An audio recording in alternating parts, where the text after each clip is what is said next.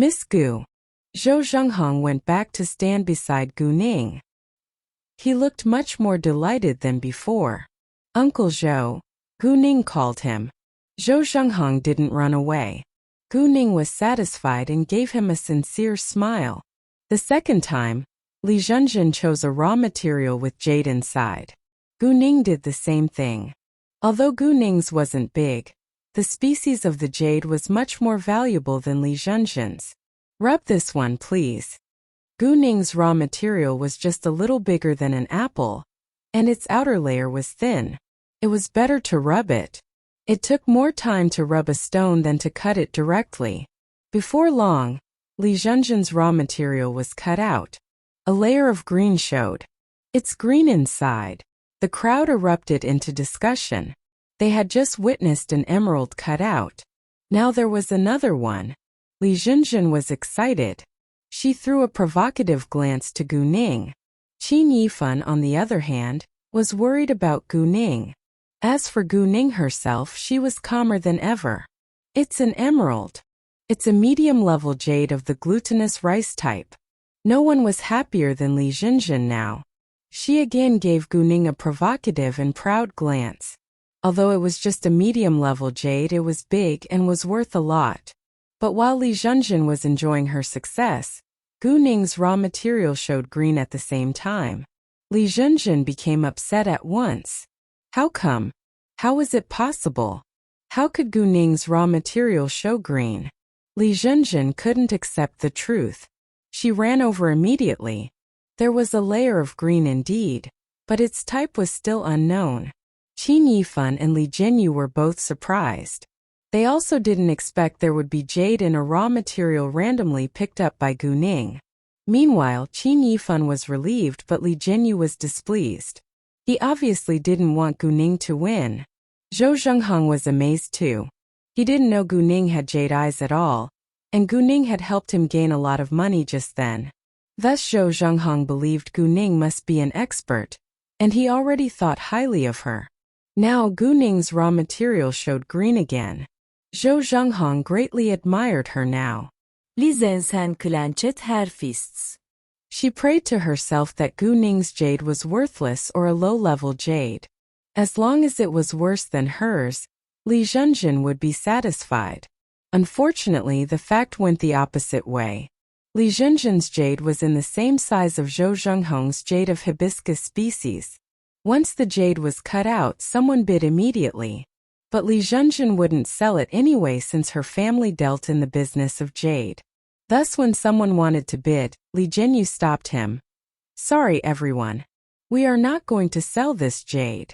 The crowd felt disappointed, but they couldn't force the owner to sell the jade. Therefore, they could only hope that Gu Ning would sell hers. Since her raw material showed green, it was highly possible there was jade inside. After a while, Gu Ning's jade was cut out. After cleaning it with water, it showed its real appearance. The texture was smooth and warm. It had great transparency and light shiny color. It looked like a glass. The glass type. It is the old pit glass type. The workers' hands, which were holding the jade, were trembling because of excitement. Hearing that, everyone drew a long breath in. They were all shocked. Old pit glass type was the top-level type among jade.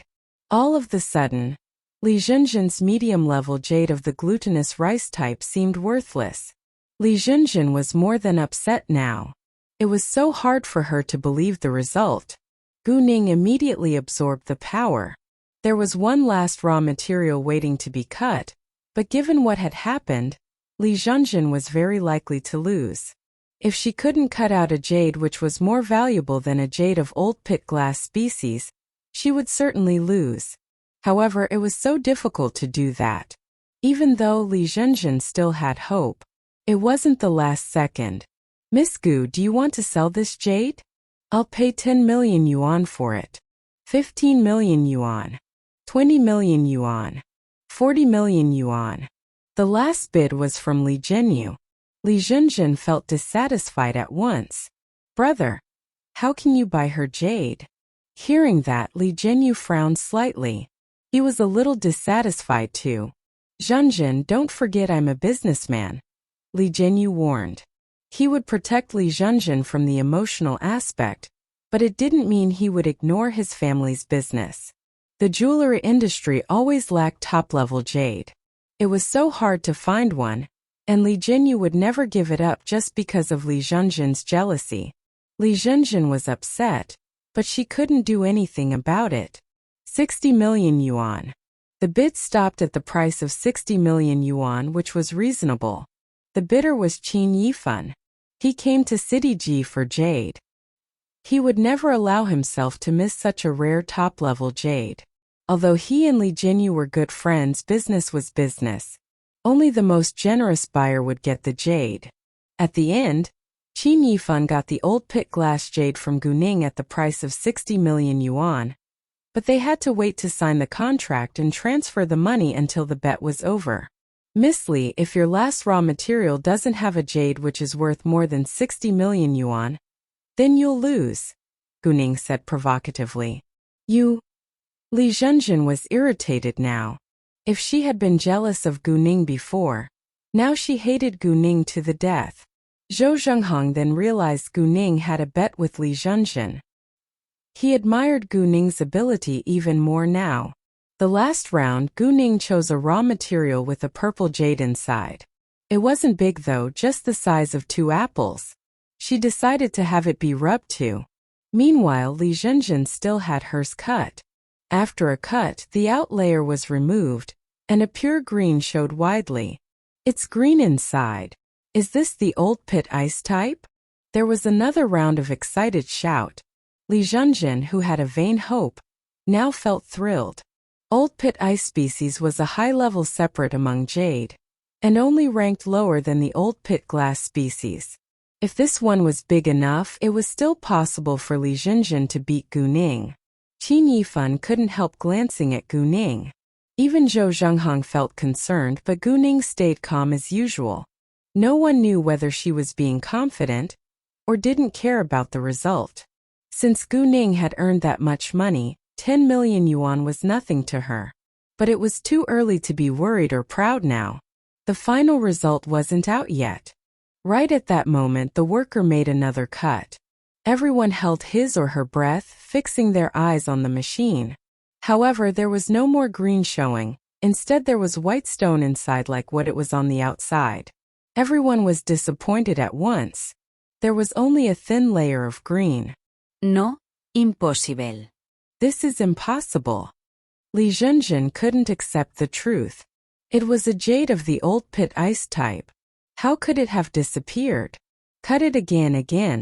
Li Zhenjin shouta. The worker continued, but there was only stone left. Li Zhenjin was struck dumb standing there. She lost. She lost the bet. Miss Li, you lose, Guning reminded her. Hearing Guning's voice, Li Zhenjin suddenly looked at her. She didn't say a word, but her eyes were full of viciousness. Guning smiled lichtly. She didn't care and didn't want to urge Li Zhenjin. She moved her sight to her raw material, which was being rubbed instead. It's green inside.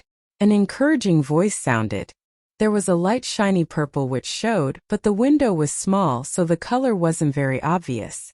After several rounds of rubbing, the color showed gradually. It was light purple. Then this violet? What? Impossible. Hearing violet, the crowd all rounded their eyes in shock. No, this can't be true. Li Zhenjin was losing her control over her emotions. Can it be just a thin layer? If it is violet, this young girl is so unbelievably lucky. She has 2 high-level jade out of 3 raw materials. Everyone looked to Guning with great admiration. Some felt envious too. When the worker finished rubbing and cleaned the jade with water, a shiny violet jade of the glass type came into everyone's sight. Violet. It is violet. It is a violet jade of the glass type. The worker's hands were trembling quickly. It was too much for his heart to bear. He had cut out stones for half of his lifetime. This was his first time to cut out 2 high-level jade consecutively, especially this violet. Purple was the rarest color of jade, and glass was the rarest type of jade. This jade was a very pure purple. It was a highly elegant purple. The light charming color was like the haze from the east, which was full of implicit beauty. No one was more excited than the boss, who almost fainted, but he was thrilled not because of happiness, but because of regret. He knew this new group of raw materials had a high green rate, but he didn't expect the rate would that high. The number of raw materials which had been cut out today was merely around 10, but there were 4 of them that had jade, 2 even had high-level jade inside. If he had cut them out himself, he would be super rich overnight. But it was too late to do that. He didn't have the nerve to cut out all his raw materials. If there was no jade inside, he would lose every cent he had. Although the violet jade of the glass type was ranked at the same high level as the jade of the old pit glass type, it was much more expensive because of its rarity. Thus the bid began from 30 million yuan, 40 million yuan, 50 million yuan, 70 million yuan. At the end, the violet jade was sold out at the price of 80 million yuan. The buyer was still Qin Yifan. Li Jinyu did want to compete for the violet jade, but he didn't have enough money for it. The Li family wasn't in the same level of wealth as the Qin family after all. Besides, the last bid was almost higher than the value of the violet jade. Qin Yifan was truly from the super-rich family. He paid 130 million yuan for 2 jade within a day. Actually, 130 million yuan was the highest price Qin Yifan could pay for the jade. The Qin family had hundreds of millions in assets, and was ranked the 4th richest family in City F on the list. The Qin family was universally acknowledged as the second-line super-rich family. But the Qin family was involved in many industries other than Itsue Jade Store. Itsue Jade Store was merely inherited from the ancestors. The Qin family didn't want to close it and ran it as a sideline. Thus, the Qin family actually didn't have much cash on hand. The 130 million yuan was the best Qin Yifan could do. He didn't want to miss the high-level jade. As for Gu Ning, Qin Yifan now more than just appreciated her. He admired her greatly. No matter if Gu Ning was only lucky, or if she truly had the ability, she could cut out great jade, which was everything in this industry. They needed to sign the contract and transfer money. Oh, Miss Li lost the bet between us. Please transfer the 10 million yuan to me as well, Gu Ning reminded. Although she said it airily, Li Zhenjin felt utterly displeased. Gu Ning, will you stop? Li Zhenjin scolda. Her face changed because of anger, as if she had been treated unfairly. What? Why should I stop? You agreed on the bet. Do you want to deny it? Gu Ning sighed. You! She indeed wanted to deny it, but she cared about her reputation. If she really denied it, her reputation would be ruined. Please allow me to transfer the money. Although Li Jinyu felt disappointed too, he had to follow the rules. If there was any negative rumors that went abroad, his family's business would be affected too. Brother. Li Zhenjin unconsciously called her brother. She didn't actually want to stop him. She merely felt helpless. But no matter what Li Zhenjin had in her mind, it wasn't a good time for her to utter another word. Thus the minute she opened her mouth, Li Jinyu gave her a warning glance. She shut her mouth at once. Qin Yifan at the same time was like an outsider. He had no intention to help Li Jinyu and Li Zhenjin, because he knew if Gu Ning had lost the game, they would do the same thing. Thus, Qin Yifan preferred to be an outsider. Before long, the contract had been signed and the money had been transferred. Gu Ning, you're so awesome. How can you cut out 2 jade among 3 raw materials? Did you really choose the raw materials by luck? Do you have jade eyes? Qin Yifan was still excited. He accidentally told the truth. Although knowing Qin Yifan was joking, Gu Ning felt uneasy. She smiled. I'm always a lucky person. That's all. Qin Yifan looked at the left 4 raw materials in Gu Ning's cart. Are there more emeralds in your raw materials? I have no idea, Gu Ning replied casually. Oh, it's almost 12 a.m. Let's go have lunch together. Qin Yifan invited. Li Junjun was in a rage now. She hated Gu Ning to the death. Now Qin Yifan even wanted to invite Gu Ning to have lunch together. Li Junjun almost went crazy. If you don't want Yifan to hate you, mind your behavior. We can deal with Gu Ning secretly, Li Jinyu warned. He wanted Li Junjun to be with Qin Yifan because it would be helpful to the Li family. Thus he naturally disliked Gu Ning, who had grabbed Qin Yifan's attention and defeated Li Junjun. Or more technically, he hated Gu Ning because of the 10 million yuan. 10 million yuan wasn't much to his family, but could be used to do many things. He would be lying if he said he didn't care. Li Junjun was a little surprised, but also felt happy. True, if she wanted to deal with Gu Ning, she could do it secretly. City G was the domain of Li Junjun. She had plenty of ways to deal with Gu Ning. Besides, she knew some gangsters. It was easy to hurt Gu Ning in Li Junjun's eyes. Thinking of this, Li Junjun felt comfortable and relaxed. No thanks. I have something else to deal with. Thank you. Gu Ning rejected Qin Yifan's invitation. Fine. Qin Yifan didn't insist. He asked later, "Will you be here later?" "No, I won't come again," Gu Ning said. All the great jade was in her hands now. There weren't many left in the shop after all. She had used her jade eyes to earn a fortune. It would be too selfish if she collected all the valuable jade in the shops. Qin Yifan had to give up at the end. He only reminded Gu Ning to turn to him if she had any trouble.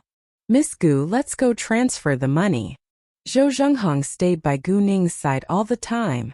Knowing she was leaving, he asked on his own initiative. "We don't need to rush. Uncle Zhou, let's have lunch together," Gu Ning said. Great. Zhou Zhenghong didn't reject. Gu Ning's money was still in his account after all. While they were leaving, Zhou Zhenghong helped Gu Ning take her raw materials which hadn't been cut open. After Gu Ning and the others were gone, the shop became popular and well known. Everyone now knew there were 2 high-level jade that had been cut out in the shop. When people heard the owner of those 2 high-level jade was a young girl, everyone was amazed. Gu Ning didn't plan to leave the antique market now. Thus she chose a restaurant right in the antique market and booked a private dining room. "Miss Gu, thank you so much for helping me this time. If it hadn't been for you, I would have abandoned that raw material. Then I would have lost so much money." Zhou Zhenghong thanked Gu Ning the minute they sat down. Gu Ning smiled. She didn't want to hide her real purpose, so she said straightforwardly, "Uncle Zhou, I don't want to lie to you. Let me tell you the truth. I helped you for a reason, especially when I found out your identity." Hearing that, Zhou Zhenghong was surprised and puzzled. She did it for a reason? For what? Why? Even though she knew his identity, it wouldn't be of great help. He had lost everything and was a poor, ordinary man now. What was Gu Ning's purpose? Although knowing the young girl had helped him for a reason, Zhou Zhenghong wasn't mad. He knew Gu Ning wasn't a bad person. "Why?" Zhou Zhenghong asked. "Because I'll be involved in the jewelry and jade industry, but I am still a student, I can't do it myself. I need a professional and competent manager. Although I don't know much about you, you didn't run away with the money just then. You're not a malicious man. And from the development of Zhoufu jewelry, your ability is also affirmed. So, after knowing your identity, I want you." "What?" Zhou Zhenghong rounded his eyes in shock. He didn't expect a teenage girl would be so ambitious as to run a company, and had even tested him before choosing him to be the manager. But they were merely strangers who had only met each other once. Why would she trust him? "We just met for the first time. We're not acquaintances even. Why do you trust me?" Zhou Zhenghong asked. "Yes, we met for the first time. We're not acquaintances even. I completely have no reason to believe you, but I am willing to believe you. The employer can't be suspicious, and the suspect can't be used. Although I care about my people very much, I never accept betrayal. If one treats me with sincerity, I'll give him or her a bright future. If one betrays me, he or she will be dead. No way around it. Saying the dead word, Gu Ning seemed murderous. Zhou Zhengheng was stunned, as if he was surrounded by the feeling of death. He held his breath. Zhou Zhengheng was a sophisticated businessman. He had met a variety of people, and he could judge from Gu Ning's air that she was a powerful as well as cruel person. Of course, she was only cruel to her opponents. She cared about her people very much. Facing Gu Ning's warning, Zhou Zhengheng didn't feel reluctant. Instead, he trusted Gu Ning. As for Zhou Zhengheng, if he chose to follow Gu Ning, he would no betray her. He was an upright and loyal people himself. Perhaps you're not optimistic about me and don't want a young girl to be your boss. Or you want to be the boss yourself and restart your business, but I believe you're a smart man who knows clearly about the pros and cons. You need a lot of money and supplies to restart your business. However, let alone your lack of both of them, Xiaoping won't stand aside and let you start your own business. You probably couldn't register. Of course, you can avoid Xiaoping and go to other places, but if you don't have enough funds and supplies, it'll be very hard for you to develop. That was exactly what was on Zhou Zhengheng's mind. Although he wanted to restart his business, he also clearly knew it wouldn't be easy. Even if he avoided Xiaoping and went to another place, he lacked the money and supplies. He could fail again. And I can provide enough money and supplies for you. Probably in your eyes I was just lucky today, but it's not. I have my own unique skills, so I don't have to worry about money and supplies. If you're willing to accept my offer, you can have 20% shares of my jewelry company. You'll be fully responsible to run the company. To the public, you're the chairman and have all the rights of the chairman. I'll be a behind-the-scene boss. You can discuss with me on things you can't decide. Zhou Zhengheng was now completely shocked. He never doubted Gu Ning's ability of stone gambling. After knowing she had her own skills, he even thought more highly of her. But what shocked him more was that Gu Ning was willing to let him take over the company. He could even have 20% shares. Why would she trust him so much? There was nothing better than being trusted for your own ability and character. Undoubtedly, Zhou Zhengheng made up his mind. He actually valued a hardworking life over wealth. He wanted to live his life. Without hesitation, Zhou Zhengheng stood up, looking at Gu Ning. He said, "Miss Gu, I'm willing to follow you and I'll never betray you." At the same time, Zhou Zhengheng made up his mind to run a greatly profitable business with Gu Ning. The temporary location of the company was in City G. Gu Ning planned to establish the headquarters of her company in the capital city when she went to university. The capital city was where she felt familiar and was going to stay. The brand was named the Jade Beauty, and her company was called the Jade Beauty Jewelry Company. Its major business was jade. As for other kinds of jewelry like gold, silver and so forth, Gu Ning planned to involve them in the future, not now. Since Gu Ning only had jade of great quality in her hands, she decided to make and sell high-end products. A piece of jewelry made of medium high-level jade cost at least hundreds of thousands of yuan. If it was made of high-level jade, it would cost millions of yuan or more. Although there weren't many buyers, it was very profitable if one piece was sold. Zhou Zhengheng was in charge of finding factories and shops in City G. He also needed to hire staff and buy machines. He knew better than Gu Ning concerning those things. Thus Gu Ning didn't interfere. Zhou Zhengheng decided to use his previous designers and carvers. The boss of Zhoufu Jewelry had changed, and those workers who had followed him had all left. Because Zhou Zhengheng was known for his kindness, his old staff maintained a good relationship with him. After he had gone bankrupt, they had also helped him. Although their design and carvings weren't the top level, they weren't worse than the third-line masters. They only needed a platform to practice and develop. The company's initial registration capital was 100 million yuan, and more would be added later. For the jewelry industry, the registered capital of 100 million yuan wasn't too much. It was still relatively little because it required a lot of money to buy raw materials, but Guning didn't need to do that. She already had the supplies now, and they were worth 600 or 700 million yuan in total. Therefore, in terms of total funds, she had around 700 million yuan in assets, which was a big business. After that, Guning would continue to get Jade with her jade eyes. There was no need for her to use money to buy jade supplies. Guning now had more than 200 million yuan in cash. She invested 100 million yuan in jewelry, and still had more than 100 million yuan with her. She planned to cut out 2 high-level jade and sell them to Zhao Yefeng and Master Fu separately. In that way, she would have around 70 million yuan more in cash. Guning asked Zhou Zhenghong to help her buy a well-decorated apartment near the downtown of City G. When she came to City G in the future, she needed a place to live. She could not always stay at the hotel. "Oh boss, we've sold the jade of the hibiscus type and the money," Zhou Zhenghong reminded Guning. Guning's share was about 9 million. "Use the 9 million to buy me an apartment, and to cover some expense for the company," Guning said.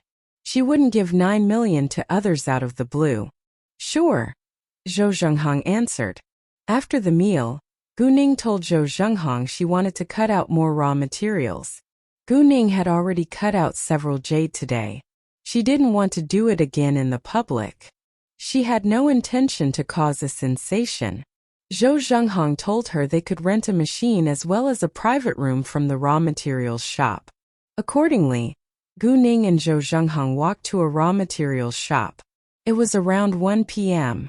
On their way, Guning called Zhao Yefeng and Master Fu separately.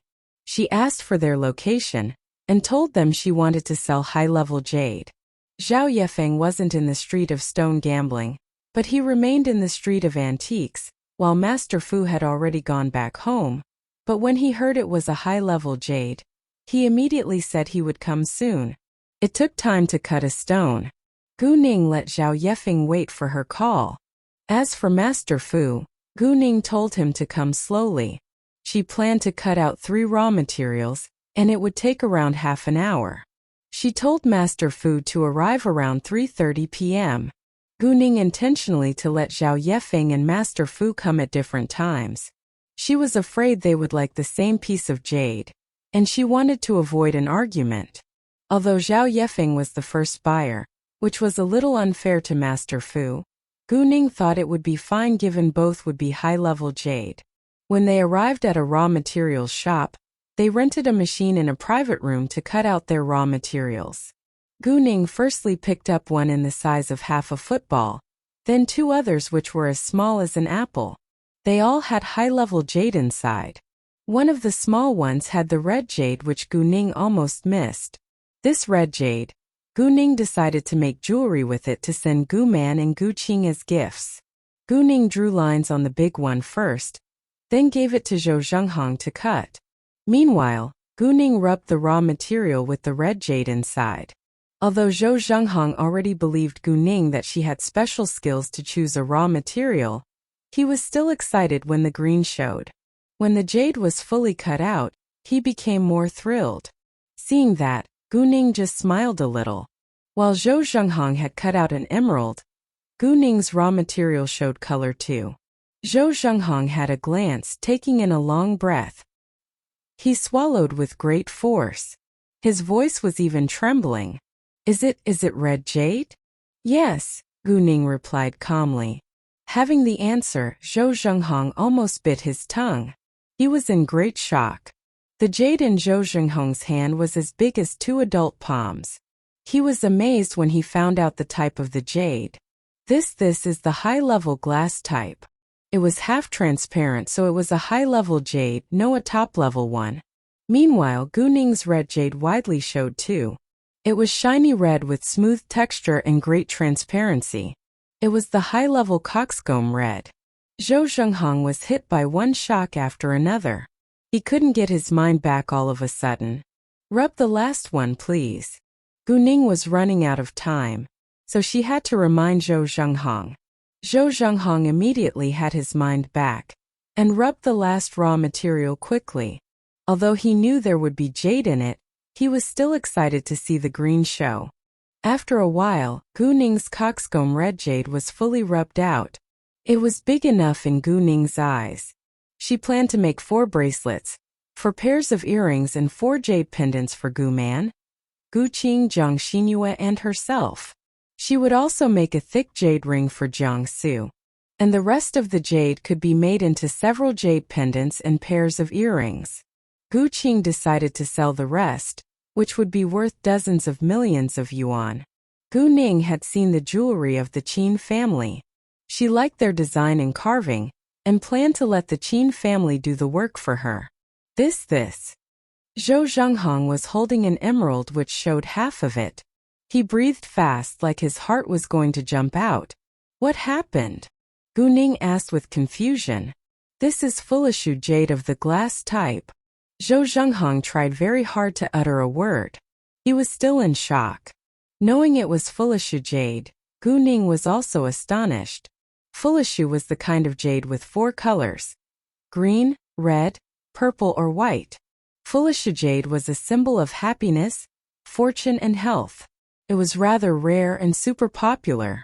It was worth at least 100 million yuan, and was much more expensive than the violet jade of the glass type.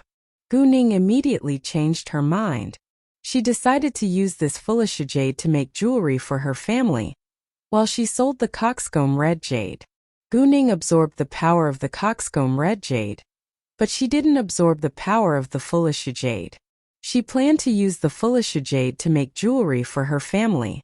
With the power, the jade could last long in great condition. Keep on rubbing.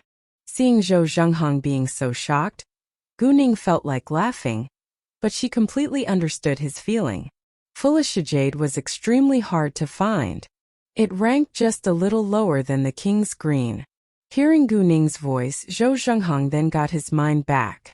He took a deep breath and calmed down. His hands were still trembling because it was so precious.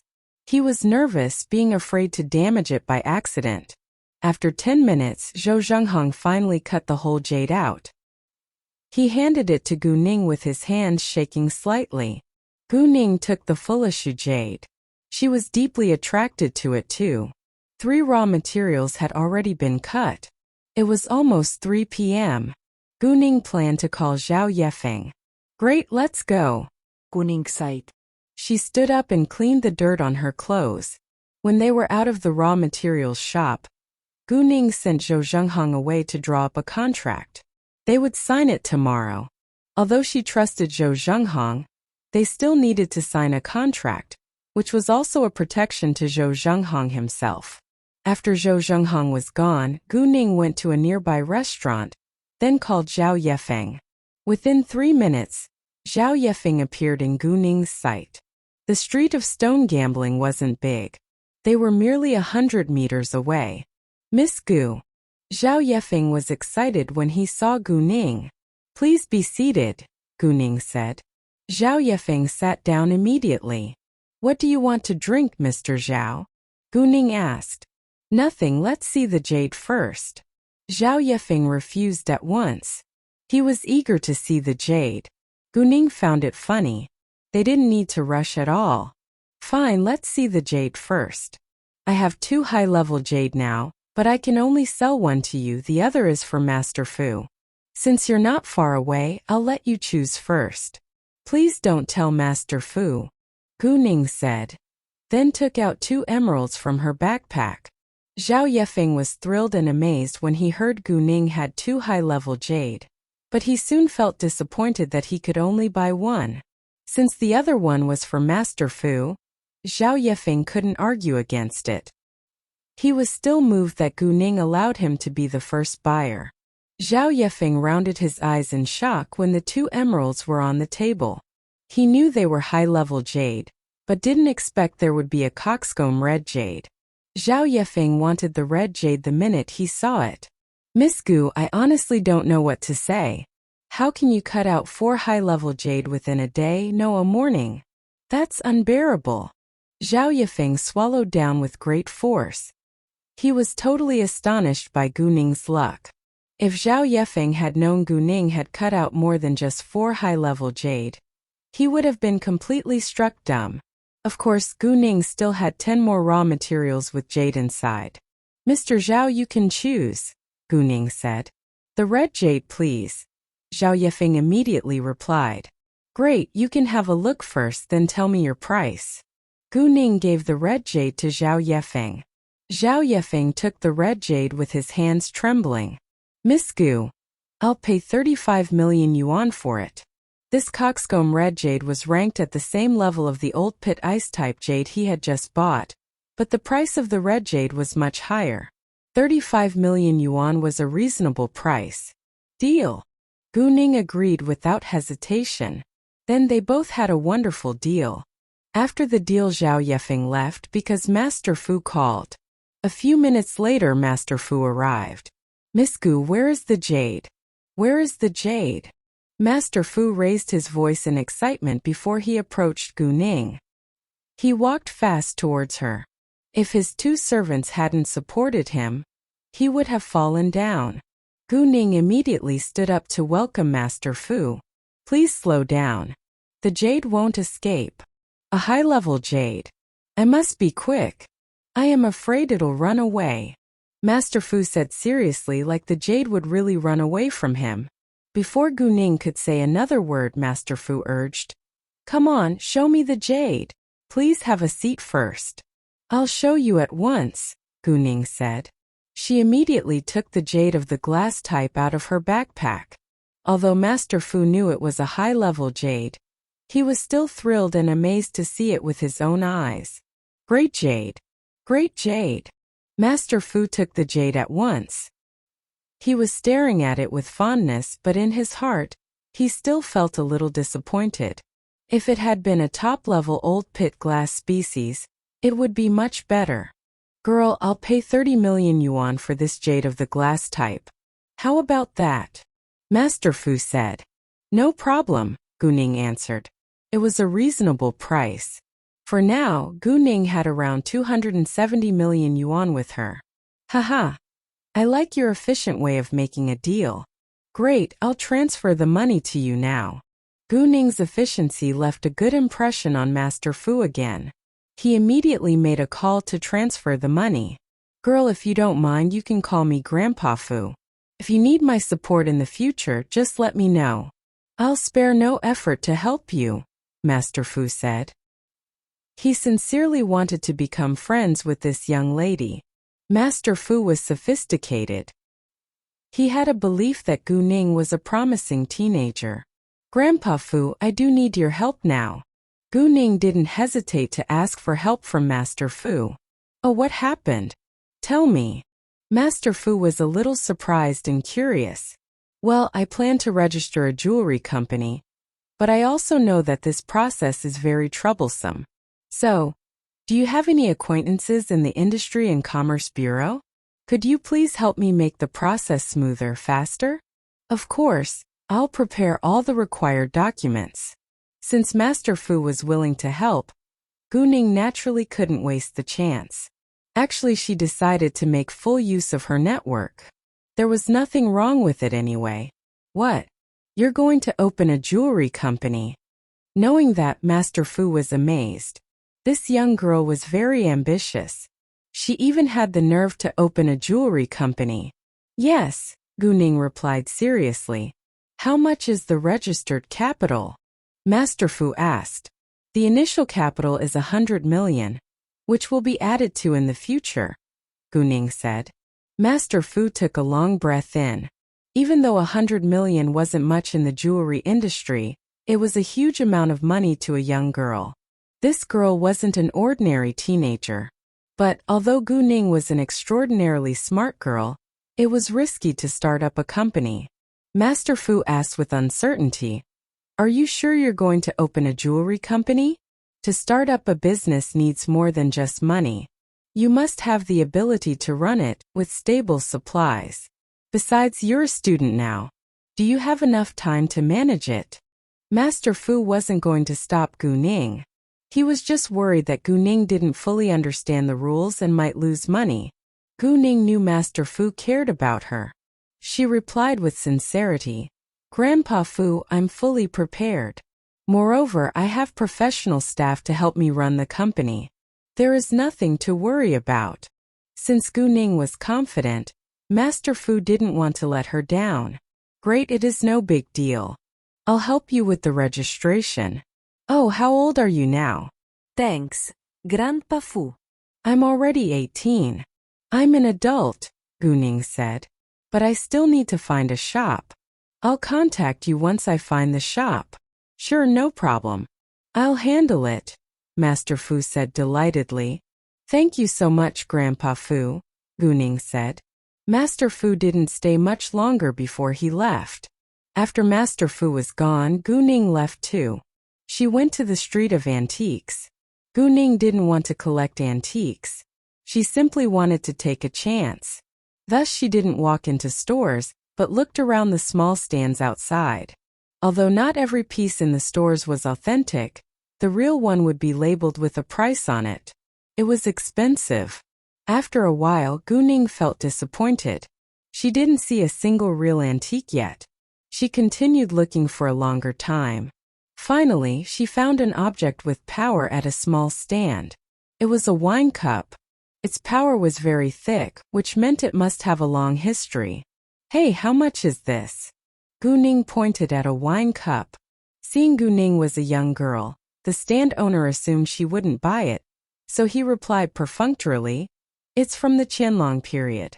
10,000 yuan. An object from the Qianlong period. How was it only worth 10,000 yuan? It was worth at least 500,000 yuan. Therefore, it must be a fake one in the stand owner's eyes." But this time the stand owner was wrong. This wine cup was an authentic one. Gu Ning only wasn't sure which period it was from. Since it was real, Gu Ning didn't care about the 10,000 yuan at all. She immediately took out a pile of bills from her backpack for the stand owner. The stand owner didn't expect this teenage girl would really buy it without bargaining. He was surprised. He had actually believed that this teenage girl wouldn't buy it, so he deliberately set such a high price. Otherwise, this would only be sold at the price of several hundred yuan. Was it a real one? The stand owner himself didn't believe there were any authentic antiques on his little stand. It wasn't easy to get a real one after all. This young girl must know nothing about it. She merely liked it. The stand owner was apparently happy to sell it at a high price. He happily took the money in case the buyer would regret. However, he didn't know he actually was the one who should regret. The stand owner took the money, and Gu Ning got her wine cup. The deal was done. No one could regret. Gu Ning put the wine cup into her backpack standing up. Right at that moment, something broke under her feet. There were a lot of broken china pieces. A man shouted in pain. "Oh shit! My green bean glaze vase." After that, the young man glared at Gu Ning. He yelled in anger. "It's you. You knocked my vase over on the ground. Now it's broken. You have to pay me the money for it." Gu Ning immediately knew she encountered someone who intentionally caused an accident. That wasn't unusual in the antique industry. Someone would use a fake antique to deliberately cause an accident and demanded compensation at the same price as a real antique. Someone like that could easily succeed because they always chose the weak ones to take advantage of. And Gu Ning appeared to be a teenage girl who must be easily scared. Thus she became the target. Nonetheless, no one was willing to help in case they got involved in the trouble. But the man made a wrong decision. Although Gu Ning was a teenage girl, she didn't allow anyone to bully her now. "I did not touch your vase," Gu Ning said calmly. The man simply tried to trap her, but she truly didn't touch his vase. "What? If you didn't touch it, my vase wouldn't have fallen," the man argued. "So what?" Gu Ning asked. "This is a green bean glaze vase from the Kangxi period. It's worth at least 500,000 yuan on the market. Since you're a young girl, 500,000 yuan would be enough." Gu Ning sneered. The man was literally shameless. "Well, I can compensate you, but your words aren't enough.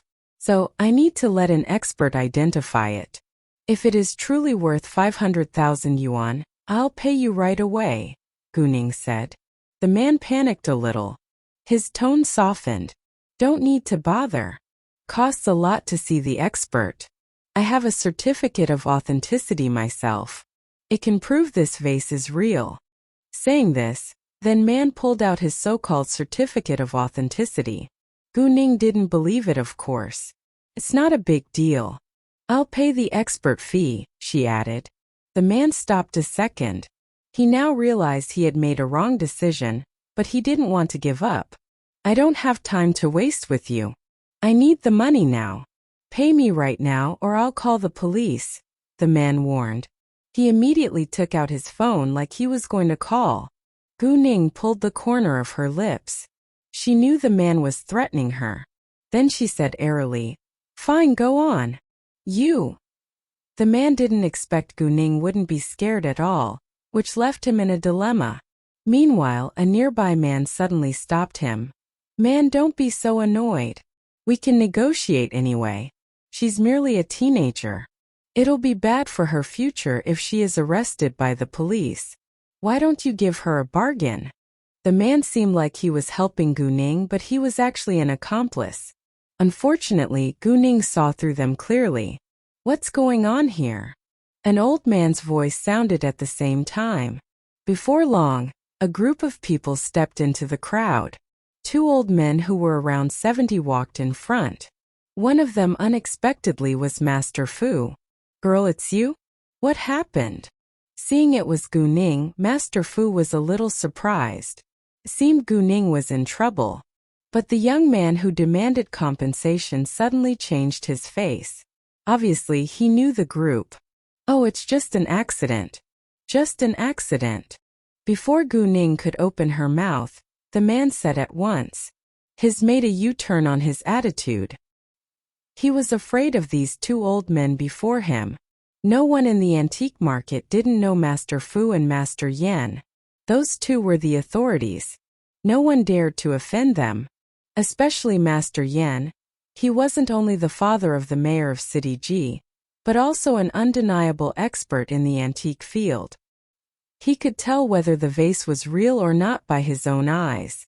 Those two men who wanted to take advantage of Gu Ning were shocked by the fact that Gu Ning knew Master Yan and Master Fu. But Master Yan and Master Fu immediately understood what had happened when they saw the broken china pieces on the ground. Both were upset. It wasn't unusual for such accidents to happen, but when it happened to Gu Ning, the perpetrators were in trouble now. Master Fu regarded Gu Ning as his friend and his granddaughter. He would naturally protect her. Thus Master Fu was displeased and asked, "Is it a real accident?" He didn't believe it apparently. The young man had a layer of cold sweat around his forehead at once. He did want to say yes, but it obviously wasn't a wise answer. At the end, the young man couldn't bear the pressure from Master Fu any longer. He apologized. "Master Fu, I'm sorry. It's my fault. I promise I won't do it again. The person you should apologize to isn't me." Master Fu was mad. The young man immediately turned to Gu Ning. He even bent to a low level. "Miss, I'm so sorry. Please accept my apologies. I accept your apologies this time, but I'll have my people here to keep an eye on you. If you dare to do that again, you'll be in jail the next time." Gu Ning sighed. She threatened them to stop them from doing it again. Sure. Those two answered at once. They were like rats on the street now. The only thing in their mind now was to leave as soon as possible. After that, they immediately ran away.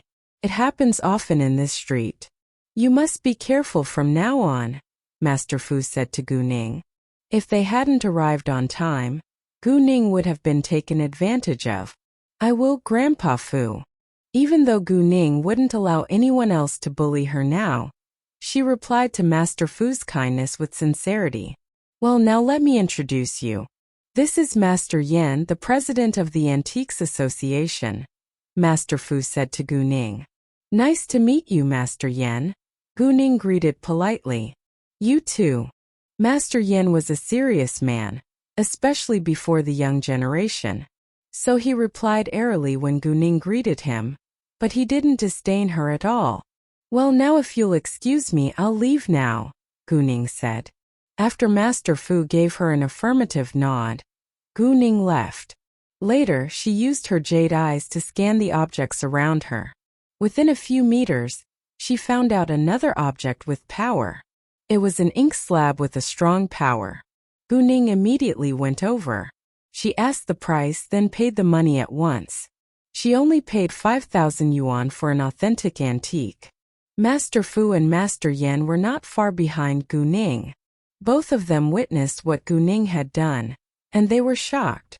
They didn't know whether Gu Ning understood antiques or not, but she casually bought one without identification. Girl, you...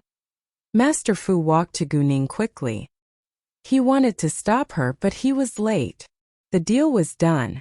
Master Fu sai devili. Do you know antiques, young girl? Master Yan followed up. His tone was still serious. Although Master Yan disliked her behavior, he didn't judge her for that since it was none of his business. Not really, Gu Ning said. Then why did you buy this ink slab without second thought? Master Fu criticized. He expected better from Gu Ning. Because of my instinct. May I invite the two masters to have a cup of tea? Master Yan, could you please help me identify this object? Gu Ning said. Master Yan was an expert of antiques. He had a special feeling for antiques, and never said no to identifying an object. He only thought it wasn't necessary to have tea. But seeing Gu Ning being so confident, like this ink slab was a real one, Master Yan was more curious now. If the ink slab had been real, it was inconvenient to identify it here. Thus Master Yan answered, "Fine." They went towards a nearby tea house. They had a private room since they were all important figures. Before they sat down, Master Yan opened his mouth eagerly. "Girl, let me have a look now." The ink slab was held in Gu Ning's hand. Once Master Yan opened his mouth, Gu Ning handed it to him directly. Master Yan took the ink slab and was absorbed in identifying it. Both Master Fu and Gu Ning stayed quiet tasting the tea.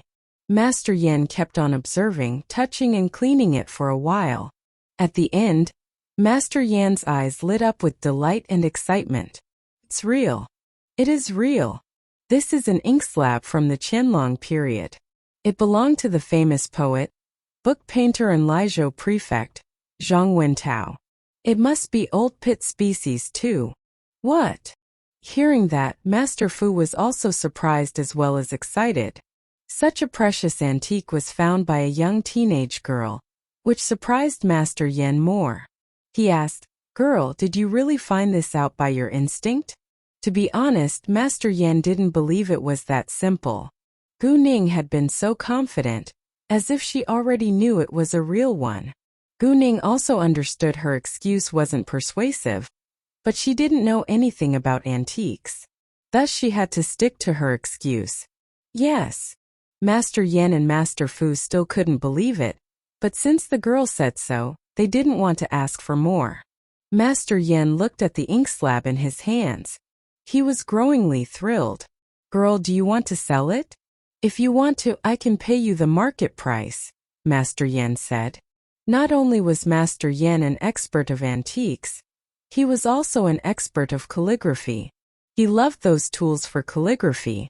"Well, Master Yan, I knew Girl Gu before you. If she wants to sell it, I must be the first buyer. You can't grab it from me." Master Fu immediately stood up wanting to snatch the ink slab. Although Master Fu wasn't as professional as Master Yan, he was an aficionado. He didn't like calligraphy, but he loved to collect ancient objects. Gu Ning felt embarrassed. She didn't want to see those two respectable seniors to have a battle over an ink slab. Gu Ning understood Master Fu wanted to have priority because they met first. Master Yan, on the other side, protected the ink slab tightly in his arms at once. He looked at Master Fu in an aggressive way. "Master Fu, you don't like calligraphy at all. Why do you need it?" "I don't like calligraphy, but I love ancient objects," Master Fu said. Master Yan was truly afraid Gu Ning would sell the ink slab to Master Fu because the two had met each other before him. He had to use his ace in the hole. If you don't compete with me, I'll give you a bottle of peach blossom wine of 10 years, Master Yen said to Master Fu. Hearing that, Master Fu's eyes were bright. He stopped competing for the ink slab but bargained, 2 bottles. Master Yen frowned. He was reluctant to do that. But for the ink slab he compromised at the end. Fine, 2 bottles. Master Yen clenched his teeth. After that, Master Fu was pleased. He went back to his seat. And Master Yen then realized Gu Ning hadn't agreed to sell the ink slab yet. Well girl, could you please sell it to Grandpa Yen? Master Yen looked at Gu Ning with sincerity. It seemed the ink slab was a part of his body. If Gu Ning took it back, it would be like cutting meat from his flesh. Master Yen right now was completely different from that serious old man before. Actually, the reason why Gu Ning invited Master Yen to identify the ink slab was that she intended to sell it to him. She wasn't sure Master Yen would want it, but since he was an expert of antiques, he probably wasn't willing to miss a real antique. Of course, Gu Ning replied. Master Yen was more than happy now. Very well, girl. I'm not going to lie to you either. This ink slab is from the Qianlong period. It belonged to the famous poet, book painter and Liezhou prefect, Zhang Wentao. It is worth around 5 million yuan. I'll pay you 5 million yuan. It's an acceptable price for both of us.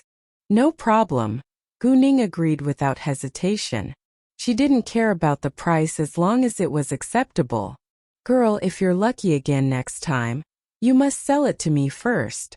Although he stopped competing with Master Yen, Master Fu was still a little displeased. Gu Ning smiled slightly. Grandpa Fu, you've abandoned the ink slab for 2 bottles of peach blossom wine. I assume you must be a wine lover. I have a wine cup with me here. Do you want to have a look? Saying this, Gu Ning then took out the wine cup from her backpack. Both Master Yen and Master Fu were struck dumb for a second. They all thought to themselves, is she being lucky again?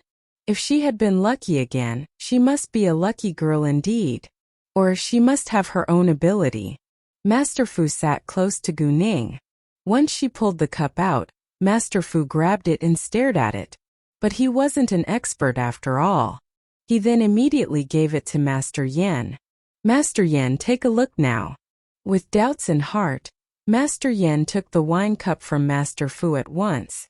The wine cup was round, straight, covered with a deep abdomen, a beast ring and 3 feet. It was the shape of the wine cups from the Tang dynasty. Then Master Yen focused on its material and marks. Master Fu sat aside looking at Master Yen with anxiety. He opened his mouth several times wanting to ask for the result, but didn't want to bother him as well. Master Yen was increasingly excited. It's real. It's from the Tang dynasty. It's a royal wine cup from the Wu administration. What? Really? Master Fu jumped up from his seat out of excitement. Seeing that, Gu Ning felt worried for Master Fu. She didn't want to see him fall. Yes, must be a real one. There are several royal wine cups in the museum too. I'm familiar with them, Master Yen replied. Ah. I like it. Master Fu laughed out loud in happiness. He was afraid Master Yen would compete with him, so he grabbed the wine cup back. Both Gu Ning and Master Yen were speechless. Although Master Yen liked this wine cup from the Tang dynasty, he had just gotten an ink slab. He wouldn't compete with Master Fu again. Master Yen, how much is this wine cup? Master Fu asked. Those wine cups in the museum were worth 300,000 yuan each 10 years ago. By now its price must be 10 times higher. Around 3 million yuan, Master Yen said. Although this wasn't the royal object used by Empress Wu, it was an object in the palace, and the quality was superior. It must have been used by a royal, so the price was still not low. Great, then I'll pay 3 million yuan. How about that girl Gu? Master Fu asked Gu Ning. No problem, Gu Ning replied. After the deal, they transferred the money without signing contracts. Gu Ning trusted those 2 old men. They wouldn't regret or break rules. Besides, the deals were done. Even if the antiques weren't real, they could do nothing about it. After everything was done, Master Yen and Master Fu then realized something important. Master Yen asked Guning, "Did you buy the wine cup by chance too?" "Yes," Guning said honestly. Both Master Yen and Master Fu took a long breath in after Guning's affirmation. Even though they had no idea how Guning could know these two objects were authentic, they were surprised by her unbelievable luck. Before long, Guning asked to leave. Master Fu intended to invite Guning to have dinner with them, but Guning refused because she had something else to deal with. Before she left, Master Yen gave her a name card. "Girl, if you don't mind, you can call me Grandpa Yen like the way you call Master Fu. If you need my support in the future, you can call me. And of course, if you have any other real antiques, you can let me have a look first, but I'll only buy one if I like it." Apparently, Master Yen wanted to make a friend with Guning. "No need to worry, Grandpa Yen. If I find out any authentic antiques in the future, I'll call you first," Guning said and took the name card. She didn't have her own name card, so she pulled out a piece of paper and a pen.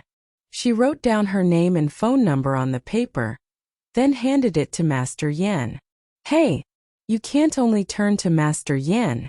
You must turn to me as well," Master Fu said. He didn't want to be left out. "I will." Guning felt like laughing.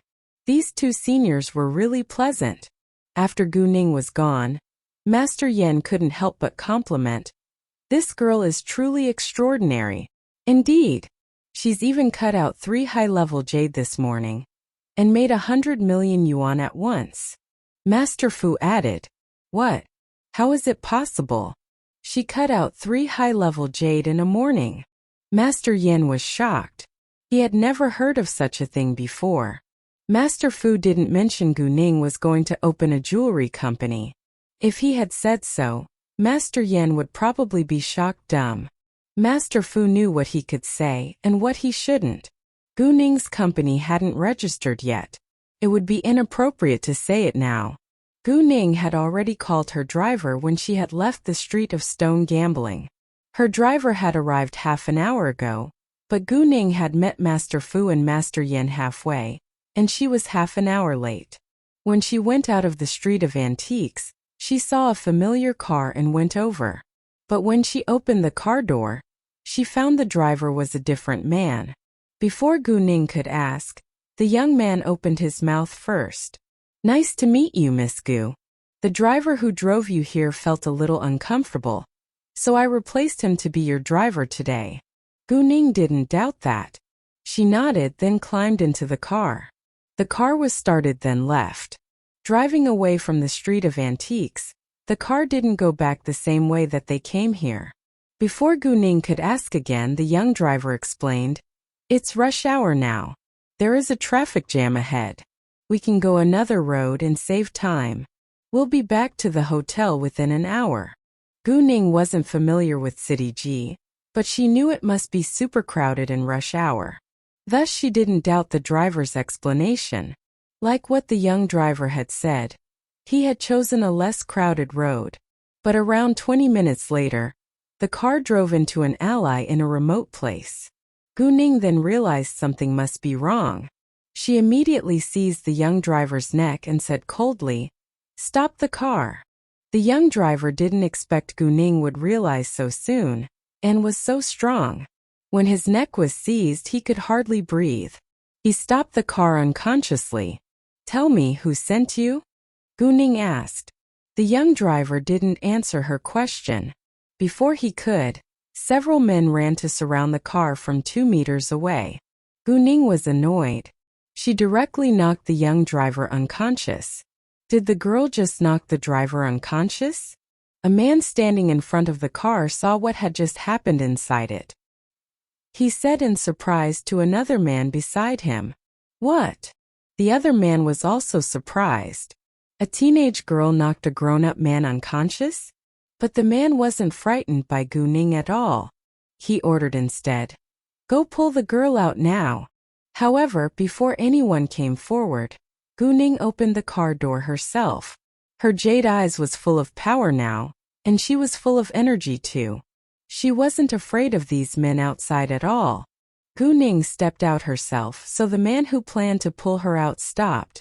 When they saw Gu Ning's face, all the men were amazed by her beauty. What a beautiful young girl! Gu Ning coldly glanced over those men before her. They were all aged between 20 and 30, and behaved like gangsters. They must be gangsters. Gu Ning thought to herself. The man who was their head was around 30. He was a bulky man in a black sweater and loose pants. He seemed violent. If an ordinary person had seen him, he or she would be terrified. But Gu Ning wasn't an ordinary girl. She wasn't scared at all. Li Junjun sent you here, right? It was an affirmative tone. Gu Ning only had bad blood with Li Junjun when she was in City G. No one would do that except her. Hearing that, those men were apparently struck dumb for a second. They were surprised Gu Ning knew who was behind them. They soon understood Gu Ning must have had bad blood with Li Junjun earlier, so she knew what was happening. Therefore the headman didn't want to hide.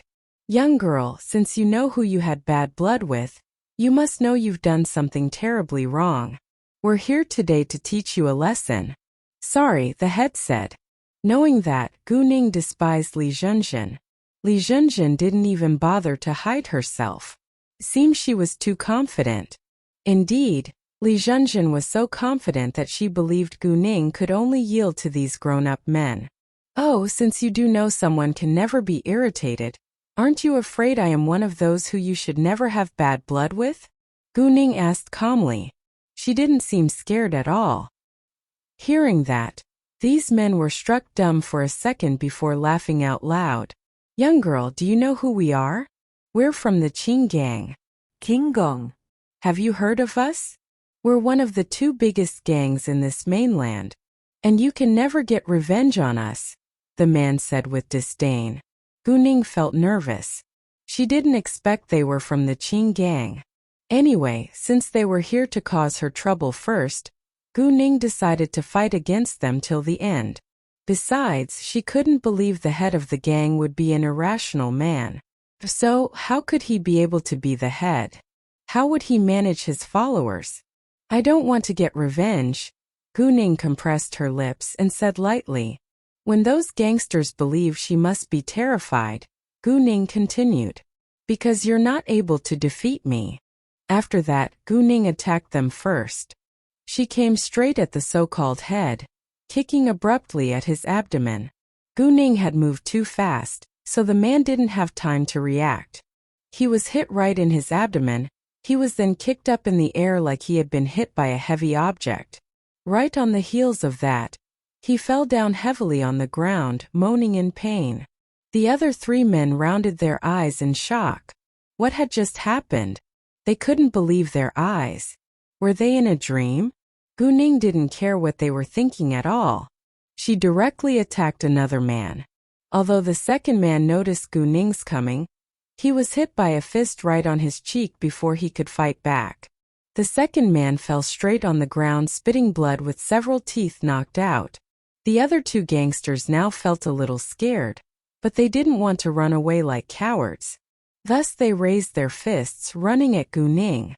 Gu Ning took off her backpack, throwing it to hit the front man dashing at her. The front man was hit on his head by a great force, then knocked against a nearby wall. He fell from dizziness afterward. Gu Ning used her backpack to hit the last man, but the man escaped quickly. However, Gu Ning immediately kicked out her leg, aiming at the man's knee. The last man lost his balance all of a sudden, bending his knee. Gee, are you proposing to me? Sorry, you don't deserve me. Gu Ning humiliated him. She then hit the man right on his head with her backpack again.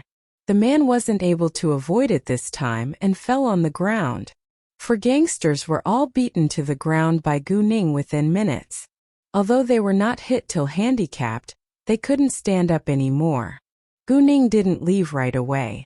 She walked to their head instead. What do you want to do? The head was frightened.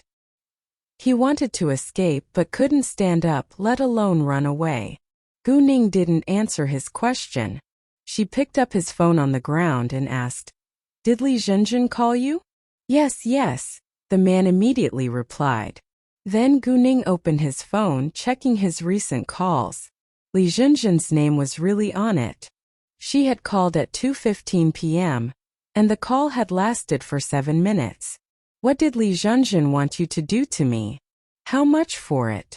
Gu Ning continued. She wanted us to rape you and take a video of it, then put it on the internet. She paid us 100,000 yuan for it, the man answered. Gu Ning sneered, but her face looked cold. Her eyes were full of upset.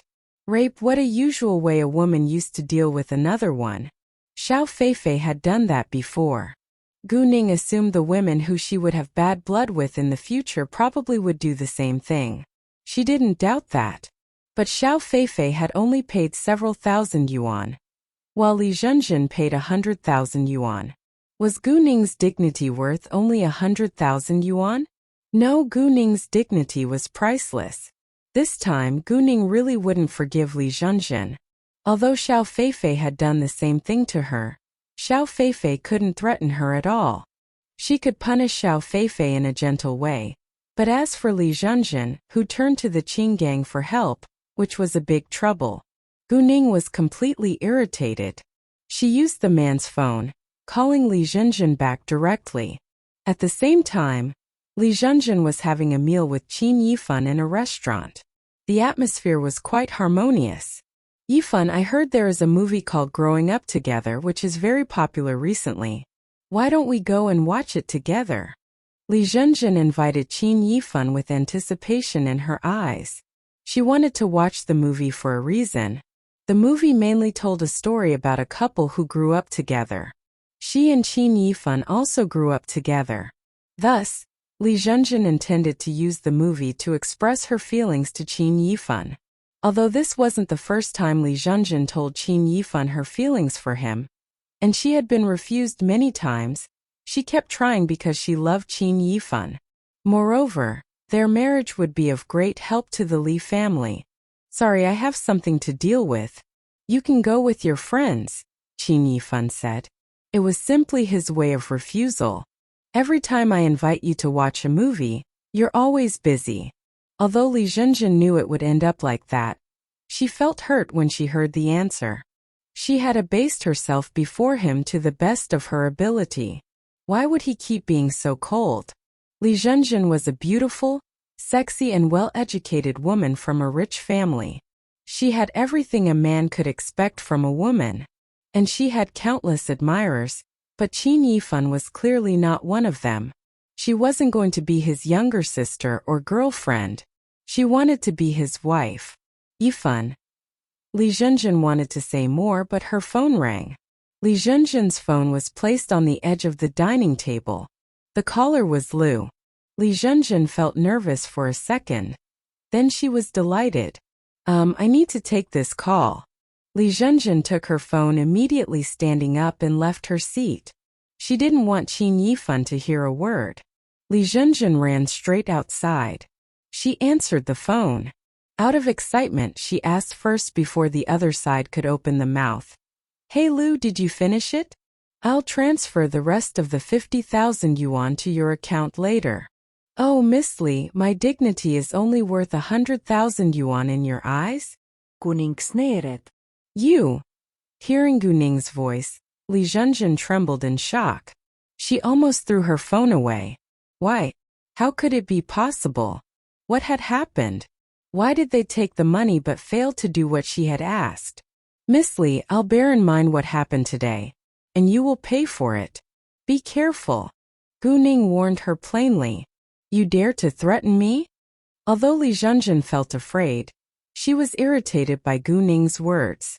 Her face changed, she looked vicious now. "Yes, I did threaten you," Gu Ning admitted without hesitation. Li Zhenzhen was in a rage now, but also felt regretful. After a while, Gu Ning added, "Miss Li, since you're capable of doing that, you have to bear the consequences." Then Gu Ning hung up the phone before Li Zhenzhen could say a word. Li Zhenzhen was so mad that she almost smashed her phone. She actually didn't know Gu Ning's background, but since Gu Ning had Lu's phone to call her, Gu Ning must not be an ordinary person. Thus Li Zhenjin felt uneasy about Gu Ning's threat. Now Li Zhenjin was truly not in the mood to watch a movie. She forced herself to finish the meal with Qin Yifan, then asked him to drive her home. She was worried something terrible would happen to her on her way home. Li Zhenjin stopped asking Qin Yifan to keep her company, which made him happy. But if he had known the reason, he would probably not have been so calm. On the other side, Gu Ning hung up the phone, then directly threw it back to the man. She turned around and left. Gu Ning didn't know whether they would try to get revenge on her. All she could do was protect herself. Gu Ning walked to the car. She pulled the unconscious man away from the driver's seat, then dumped him on the ground. She sat inside herself. Gu Ning started the car and left. After Gu Ning was gone, at the opposite side of the alley, a black Maserati stopped there. The car window moved slowly down. There were two men sitting inside watching the way Gu Ning left. On the driver's seat, a young man who was around 25 was in a casual suit. His face was full of amazement and excitement. Wow, I didn't expect this young girl could be so strong and powerful. I feel like having a fight with her. You'll lose for sure. A cold voice sounded from the passenger seat. The young man immediately felt upset. The man who sat on the passenger seat was several years older. He was almost 30 with beautiful features. He had an air of power. Hearing that, the young man was displeased. He complained, "Boss, don't upset your own friend, all right?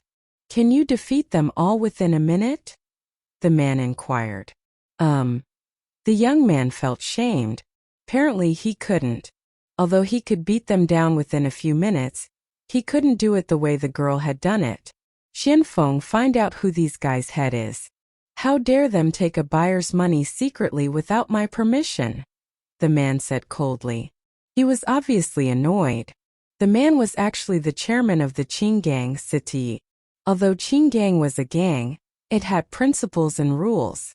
It was unacceptable to take a buyer's money secretly and charge the fee of protection, which was immoral. Of course, even though there were rules, some people would break them as they liked. Even in the country, there were many corrupt officials. As long as they hadn't been discovered, they would continue to do amoral things. Yes, boss. Chu Sun Fan answer. Gu Ning stopped aside after a short distance, not because she was lost, but she needed to find her real driver. She now was half worried and half doubtful towards the driver. What if the driver was one of the gangsters? What if the driver was in trouble himself? Gu Ning pulled over the car, taking out her phone. She called the driver at once. Unfortunately, no one answered. Right when Gu Ning was about to call the police, a noise sounded from the trunk. An idea suddenly dawned on Gu Ning. She immediately clicked a button, then stepped out of the car, walking to the trunk. There he was. The real driver who had been supposed to take her was now tightly tied up, struggling with his mouth stuck full of a rag in the trunk. Seeing Gu Ning, his eyes lit up at once. He knew Gu Ning must be here to rescue him. He mumbled in excitement to Gu Ning. Gu Ning was also relieved to see the driver was safe. She immediately untied him. The rag in his mouth was removed. The driver was free. He apologized at once. "Miss Gu, I am so sorry. I have no idea why they did this to me. Thank you so much for rescuing me." Thinking of that, the driver was still trembling with terror. I'm sorry. "It's my fault actually. They were targeting me," Gu Ning said. Then she told him everything that had just happened. What? The driver was shocked, but he didn't blame Gu Ning since she was also a victim. Because a lot had just happened. When Gu Ning finally arrived at the hotel, it was already 8 p.m. Gu Ning was starving, so she immediately called room service. She had planned to buy clothes in the downtown this afternoon, but she didn't have time now. Although the shopping center was still open now, Gu Ning wasn't only going to buy clothes for herself. She would buy some for Gu Man and the family of Gu Qing too. Thus an hour wasn't enough for her to shop. Gu Ning didn't have another change of clothing. She had to wash her clothes tonight, and hopefully it would dry tomorrow. She had her school uniform in her backpack, but she didn't want to wear it. It would be too obvious in the crowd. Her dinner hadn't arrived yet. Gu Ning called Gu Man to chat with her for a short time. Then she talked with Chu Peihan and others in their WeChat group for a while. The evening wind was cool and mild. I danced with people walking by. Sometimes it was a bit chilly. In the downtown of City G, there was the biggest entertainment place, King's Club. In the noisy club, colorful lights shone. Men and women crazily shook their waists on the dance floor, and the air was full of desire and luxury. But in a private room which was set apart from the main hall, there was only light music and gentle talks. In this huge private room, there were only 5 men without a single bar girl. Apparently, something special was going on here. F*CK, we were just F*King lucky this time. We even met the legendary Red Flame Team captain, Red Wolf, who has killed 7 of our people. All the troops were almost wiped out. Fortunately, we ran fast. Otherwise, we were F*Ked. A young man groaned and slammed the cigarette butt into the ground, seemingly venting the anger in his heart. I've heard that Red Wolf is very powerful. I didn't care, but I've witnessed this time. He's really very powerful. He could fight with more than a dozen people and killed 7. He only got shot twice, a bulky muscular man with a naked upper body said. Although he hated his opponent to death, he admired him too. Luckily he got shot and wasn't able to track us. Or we would be found. A relatively short man with a vicious look said. But we can't be too careless. After all, the other team is the captain of the important national team. Maybe he will send someone to follow us. So we'll be evacuated as soon as we successfully trade tomorrow. But why do they have to choose the commercial building in the city center? There are so many people there. Aren't they afraid of being discovered? F*CK. They're simply afraid that we get the money but don't give them the goods. So the most secure place is where there are many people around. If we really don't give them the goods, they will immediately cause a riot and bring the police. In that case, we can't leave either. This isn't the first time. Couldn't they trust us? The object is worth 100 million yuan this time. It is reasonable to be careful. In another private room, there was a laptop on the table. The screen showed the picture of the above men's room. A man sat before the laptop with earphones on. He had heard everything they had discussed. This man was Leng Xiaoting. He had fine delicate features, but wore a cold expression. His eyes were as deep as the ocean with an air of power. He seemed like a king. Behind Leng Xiaoting there stood 2 men. Both of them stared at the screen too but didn't hear what they had said. Boss, what's their next movement? Seeing Leng Xiaoting take off his earphones, a man asked. They're going to trade at the business building in the downtown. Keep an eye on their location. Leng Xiaoting said calmly with a serious look on face. Leng Xiaoting didn't kill them right now. He intended to use them as bait. Their head wasn't here, and the object was in the head's hands. If he killed them now, their head would be alarmed. They actually had no idea where their head was. If they had known, they would have come to him and killed him right away. The next day, Gu Ning didn't get up till 8 a.m. Gu Ning was actually awake earlier, but she had nothing to do.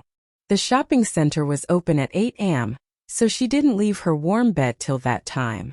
Besides, Gu Ning would fly back to City F at 2 p.m. this afternoon. She had a whole morning to shop in the shopping center.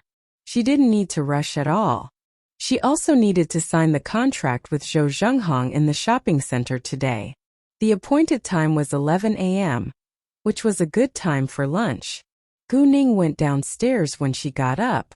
She checked out afterwards. The shopping center wasn't far away. It took around 20 minutes to walk there.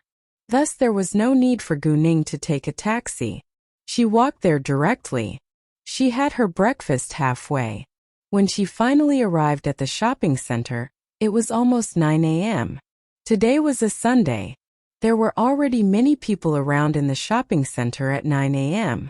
Female clothes were on the second floor, so Gu-ning went straight to the second floor. The shopping center was so big. It seemed it would never end. Gu-ning suddenly didn't know where to start. She walked randomly to a direction, scanning through the clothes on both sides. If she liked the style of a brand, she would walk inside. After a while, Gu-ning found an international designer brand. It was extremely expensive. But no matter how expensive it was nothing to Gu-ning now. Nice to meet you, welcome. A saleswoman immediately came to her when Gu-ning stepped in. Miss, may I help? May I have a look at the clothes which are suitable for a woman around 40? Gu-ning asked. Sure, miss, please follow me. The saleswoman guided Gu-ning to an area. Gu-ning had a look. Nothing she liked. Could you please tell me the body type of your relative? The saleswoman inquired. She has the same body as me. If I can wear it, it will fit her too, Gu-ning answered. Gu-ning was 167 centimeters tall and slim. Then the saleswoman chose a piece of clothing, showing it to Gu-ning. Miss, how about this one? Well, it looks good. Gu-ning looked at it and liked it at once. It would fit Gu-man. She was about to take it and have a closer look. But before Gu-ning's hand touched the piece of clothing, another hand grabbed it first. I like this one. I'm going to try it. It was a woman who was at her early 40s. She was in luxurious clothes, but it was only limited to her appearance. She didn't have the same good manners. A woman with good manners would never grab a thing from another person's hand. Stop there, Gu-ning criticized. She was upset. Gu-ning couldn't tolerate that the woman grabbed the piece of clothing from her hand. But the woman walked away as if she hadn't heard Gu-ning's voice. Seeing that, Gu-ning frowned as a look of annoyance crossed her face. She strode ahead and stood in the woman's way. The woman almost knocked into Gu-ning. She was a little scared by Gu-ning and shouted, What do you want to do, young girl? Do you want to hurt me? You should be responsible for that. The woman's shout attracted attention from others in the shop. People immediately surrounded them to have a look.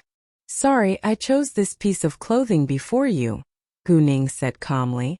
If she didn't want it, she wouldn't mind, but since she wanted it, she would never let the woman get away with it. Gee, just because you choose it first doesn't mean you own it. It's in my hands now. Well, if I say I choose all the clothes here, does that then mean you won't be able to buy any of them? The lady said with disdain. Wow, I didn't expect you're so rich. You even want them all. Hey, have you heard what she just said? This lady said she want all the clothes here. I think the commission you'll get today will be higher than a year of commission you may get, Gu-ning said to a saleswoman. She deliberately twisted the truth. Shut your mouth. I did not say that. The woman yelled at Gu-ning in anger. Though she was rich, this international designer brand was super expensive, and a single piece of clothing cost dozens of thousands of yuan. All of the clothes here in the shop would be worth at least millions. The woman absolutely couldn't afford it. The crowd all knew Gu-ning was twisting the truth. No one took her words seriously. Really? Because if I choose it, I'm going to buy it. And you? Kuninksaid provokatiiveli. You. The woman was mad. She also understood Gu-ning was challenging her on purpose, but she was still irritated. Sorry, madam. This young lady did choose this piece of clothing first. Would you please have a look at the other clothes? The saleswoman apologized to the woman. Hearing that, the crowd immediately understood what had happened. Everyone disliked the woman's behavior. Xiao Li. Mrs. Xiao is our frequent customer with a VIP silver card. She has the priority to choose first. Another saleswoman who was with Mrs. Xiao interrupted. She even glared at the saleswoman who was with Gu-ning. Apparently, this was nothing to do with the so-called priority to choose first. The saleswoman was just snobbish. Xiao Li, however, ignored the warning. She argued, Miss Wang, I disagree with you. The one who arrives first can choose first. Even a VIP customer can't grab the clothes from another customer. You! Miss Wang was annoyed to be argued back. This Miss Wang was always snobbish, and only served the rich people. Mrs. Xiao, meanwhile, was a frequent customer here. She apparently wanted to have a friendly relationship with Mrs. Xiao. This was a shop of an international designer brand. The cheapest item cost dozens of thousands of yuan. Besides, a saleswoman could have 2% commission on the sales. Every time Mrs. Xiao was here, she would spend at least 80,000 yuan. The commission would be several thousand yuan. The onlookers all agreed with Xiaoli. They also felt dissatisfied. Exactly, even a VIP customer can't grab the clothes from another customer. It's unfair. It's not unfair. It's snobbish. Why don't you just sell the clothes only to the VIP customers? Anyone who wants to buy clothing here must have a VIP card first. True. Those customers who surrounded them all criticized Miss Wang, which made her feel embarrassed, but she didn't dare to retort. Mrs. Xiao instead felt irritated. So what? I have enough money. I'll buy whatever I want. It's none of your business. You can buy whatever you want, but you can't grab things from others. Someone argued. Exactly. This lady doesn't have manners at all, someone said. Do you know who I am? How dare you to say that? I am the wife of the chairman of Zhoufu Jewelry. Mrs. Xiao was annoyed. She spoke loudly about her identity. Hearing that, everyone shut their mouths at once. They obviously all knew Zhoufu Jewelry, which had at least 100 million yuan in assets.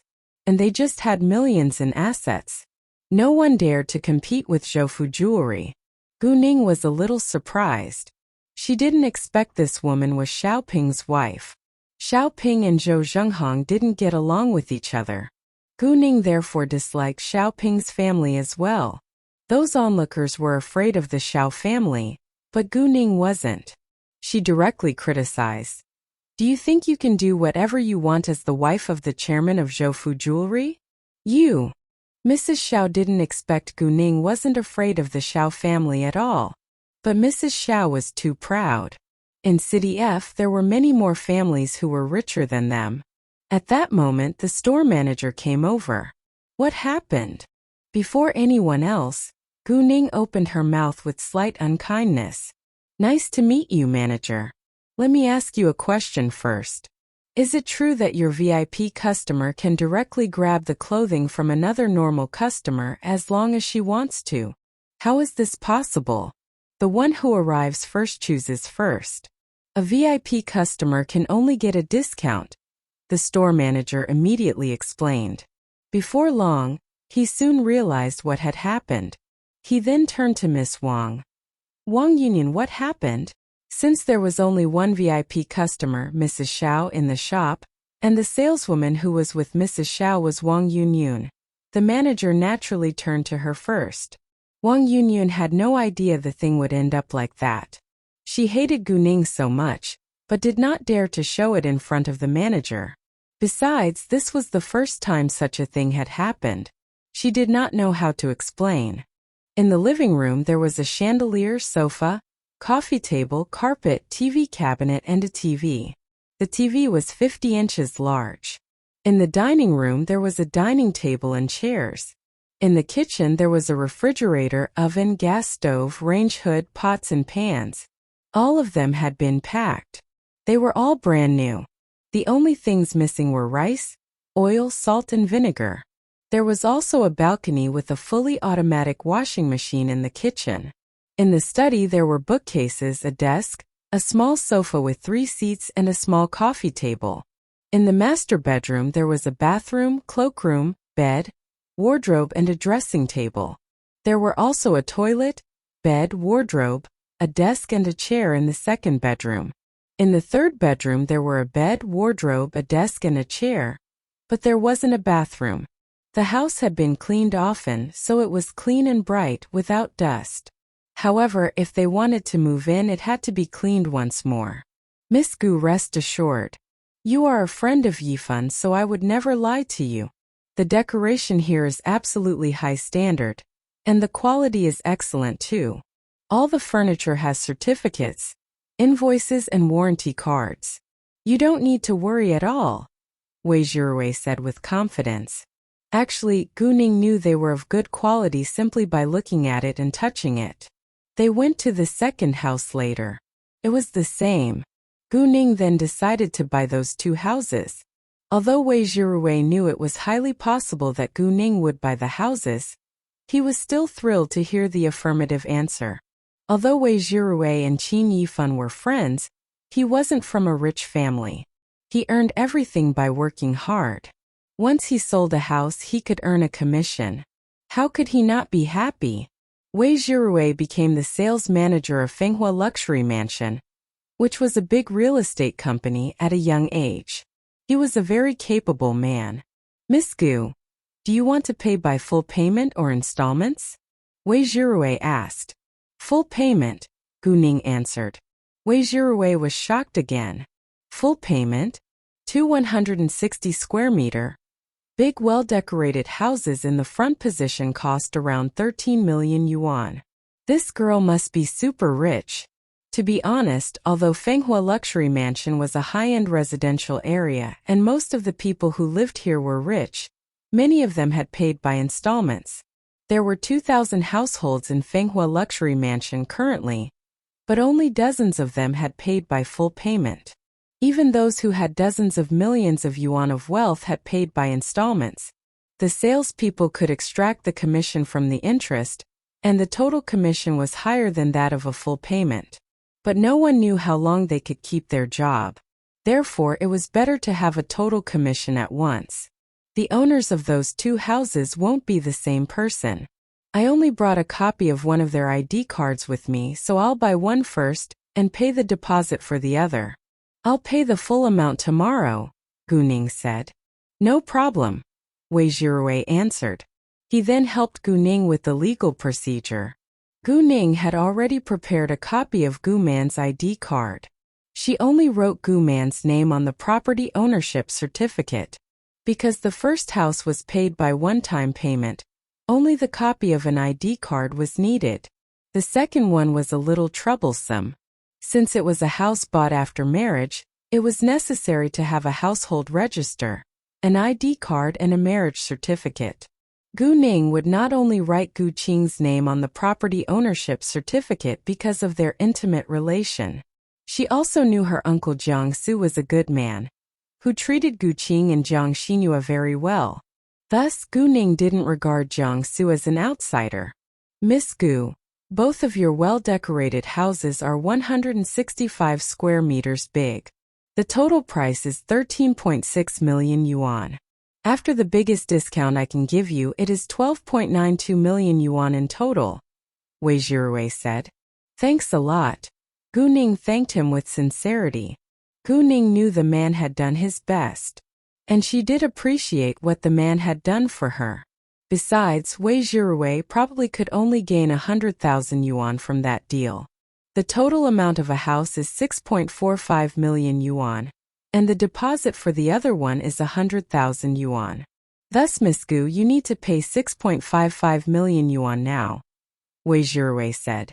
When Wei Zhirui guided Gu Ning to the counter, the cashier was shocked. What? Full payment? The buyer must be super rich. Before long, Wei Zhirui finished all the legal documents. Gu Ning already had the key of the house which she and Gu Man would move into today. Gu Man had actually already recovered and was ready to leave the hospital. Before Gu Ning left, she left a key with Wei Zhirui. She asked him to help her find an hourly worker. She wanted the house to be cleaned once more before she moved in. It could of course be handled easily by Wei Zhirui. Once Gu Ning was gone, the news that Wei Zhirui had sold a house paid by full payment exploded in the entire sales hall. They all asked Wei Zhirui how he did it. Wei Zhirui didn't keep it a secret. He told his colleagues the buyer was a friend of his friend. He then told them the buyer planned to buy 2 houses by full payment today, but she didn't have all the documents with her, so she paid the deposit first. She would come back tomorrow. Everyone was shocked again. That girl must be super rich. It was already 5:30 p.m. when Gu Ning left. She immediately called Gu Man to invite the family of Gu Qing. She intended to have lunch with all of them to celebrate. Coincidentally, the family of Gu Qing was in the hospital with Gu Man today. Therefore, Gu Ning decided to go directly to the hospital. She planned to visit Gu Man first, then buy some daily necessities on the way back. She took a taxi to the hospital. Fenghua Luxury Mansion wasn't far away from the hospital. It only took a dozen minutes to arrive at the hospital if there was no traffic jam, but it was rush hour now, so it took Gu Ning almost half an hour. When she arrived at the hospital, she called Qian.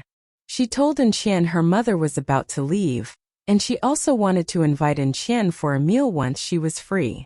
Gu Ning also wanted to pay Qian back for the admission fee. Qian refused to take Gu Ning's money. It wasn't much to her. Besides, Gu Ning had saved her life, which was much more priceless. But she accepted having a meal with Gu Ning. She honestly wanted to make friends with Gu Ning. Gu Ning didn't argue with Qian on the phone. She was going to pay her back anyway. Gu Ning finished the discharge procedure before she went upstairs. Let me explain, please. Shaoli recommended a piece of clothing to me and I liked it. I wanted to take a closer look, but unexpectedly, Mrs. Xiao grabbed it from me. I asked her to give it back to me, but she refused. Meanwhile, Wang Yunyun said that Mrs. Xiao was a VIP customer and had priority to choose first, Gu Ning said. The manager changed his face immediately. He didn't doubt Gu Ning's explanation and bashed Wang Yunyun. Wang Yunyun, what's wrong with you? You've worked here for a long time. How could you know nothing about the rules? The manager knew Wang Yunyun was snobbish, but she didn't normally cause any trouble. Thus the manager did nothing. However, the manager couldn't accept that she ruined the reputation of the shop this time. Aye. Wang Yunyun suddenly didn't know what to say. She knew she had behaved in a wrong way, but everything she had done was merely for more commission. Enough, you're fired. You don't need to come to work tomorrow. The manager didn't want to waste time with Wang Yunyun. Since she had damaged the reputation of this shop, the manager had to lay her off. What? Hearing that, Wang Yunyun was shocked. She honestly didn't know the result would be that bad. Now she sincerely felt scared. If she was fired, she couldn't find a better job. She almost begged. Manager, please give me another chance. I promise this won't happen again. Wang Yunyun, it's written in the contract. Anyone who damages the reputation of this shop will be fired. I'm sorry. My hands are tied, the manager said. The manager then ignored Wang Yunyun, turning to Mrs. Xiao. He explained politely, Mrs. Xiao, we have our rules here. The one who arrives first chooses first. If you like this piece of clothing, I'm afraid you need to wait until this miss doesn't want it, so please return this piece of clothing to this miss. Thank you so much. Mrs. Xiao of course was unhappy to do that, not only because of the piece of clothing, but also because she had been humiliated. However, since the manager was here, she didn't want to argue with him. She was going to buy more clothes from this shop in the future. Although the brand had many stores in City G, this store was unique with many more designs. I don't want it at all. Who cares? Mrs. Xiao said with unhappiness. She directly threw the piece of clothing back at Gu Ning, then turned around and left. She had been greatly humiliated before everyone, and had no reason to stay here any longer. Gu Ning took the piece of clothing right away. She really liked this one. I'll take this and more. Please give me one of that in size L. All of them are for women around 40. Gu Ning handed the clothing to the saleswoman. Hearing that, the crowd was all surprised. This girl didn't look at the price tag at all. She must be very rich. The more a customer bought, the more commission a saleswoman could get. Shaoli was obviously happy to see that. She immediately recommended more to Gu Ning, following Gu Ning's demands. Finally, Gu Ning chose 2 sweaters, 2 pairs of pants and 2 long wool coats for Gu Man and Gu Qing. She of course wouldn't forget her uncle Jiangsu and her cousin Jiang Xinhua. She bought a black Armani suit, a sweater and a pair of pants for Jiangsu. As for Jiang Xinhua, she was still at a young age and didn't need to wear clothing from a designer brand. Guning herself didn't want to do that either, so she went to another shop of a normal brand and bought some dresses for Jiang Xinhua and herself. After buying the clothes, Guning went to buy a series of skincare products for both Guman and Guqing. Then the question came to Guning. What should she buy for Chu Peihan and others? Gifts were about good intentions, not the price. Moreover, except for Yumixi, the rest were all rich kids. It wasn't a wise choice to buy expensive gifts for them. After a while, Guning decided to buy Chu Peihan and Yumixi each a Lancôme perfume, which was worth more than 1,000 yuan. Yumixi lacked of a good phone, so Guning bought a phone for her. To not burden her friend, Guning didn't buy an expensive one, but only spent 2,000 yuan on a new phone. Since she was in a phone shop, Guning bought new phones for Guman and the family of Guqing as well.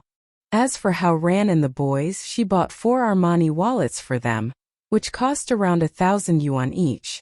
Guning felt satisfied at the end. When her company opened, she planned to prepare some jewelry made of jade for them then.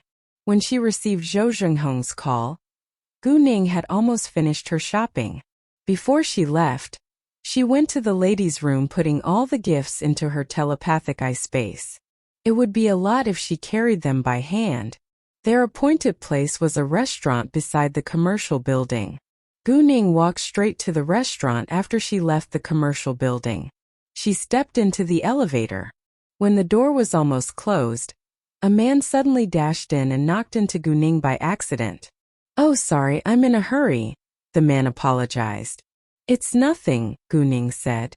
But she felt something was strange, because when the man had hit her, she had felt there was a tough object around the man's waist. It felt like metal, and the shape was quite familiar to Guning. All of a sudden, an idea dawned on Guning. Was it a gun? Thinking of that, Guning immediately used her jade eyes. It really was a gun. At the same time, Guning used her jade eyes to scan the other 4 men around her. She felt nervous at once. These 5 men all carried a gun with them around their waist. A man with a gun normally was from the police or the army. Otherwise, they would be gangsters or criminals. Guning could sense the air of violence from these men. They seemed more like gangsters or criminals. Guning again used her jade eyes to look at the box held in a man's hand. There were bags of white powder inside. Although Guning had never tried the white powder herself, she immediately realized what it was according to her rich experience. She secretly inhaled deeply.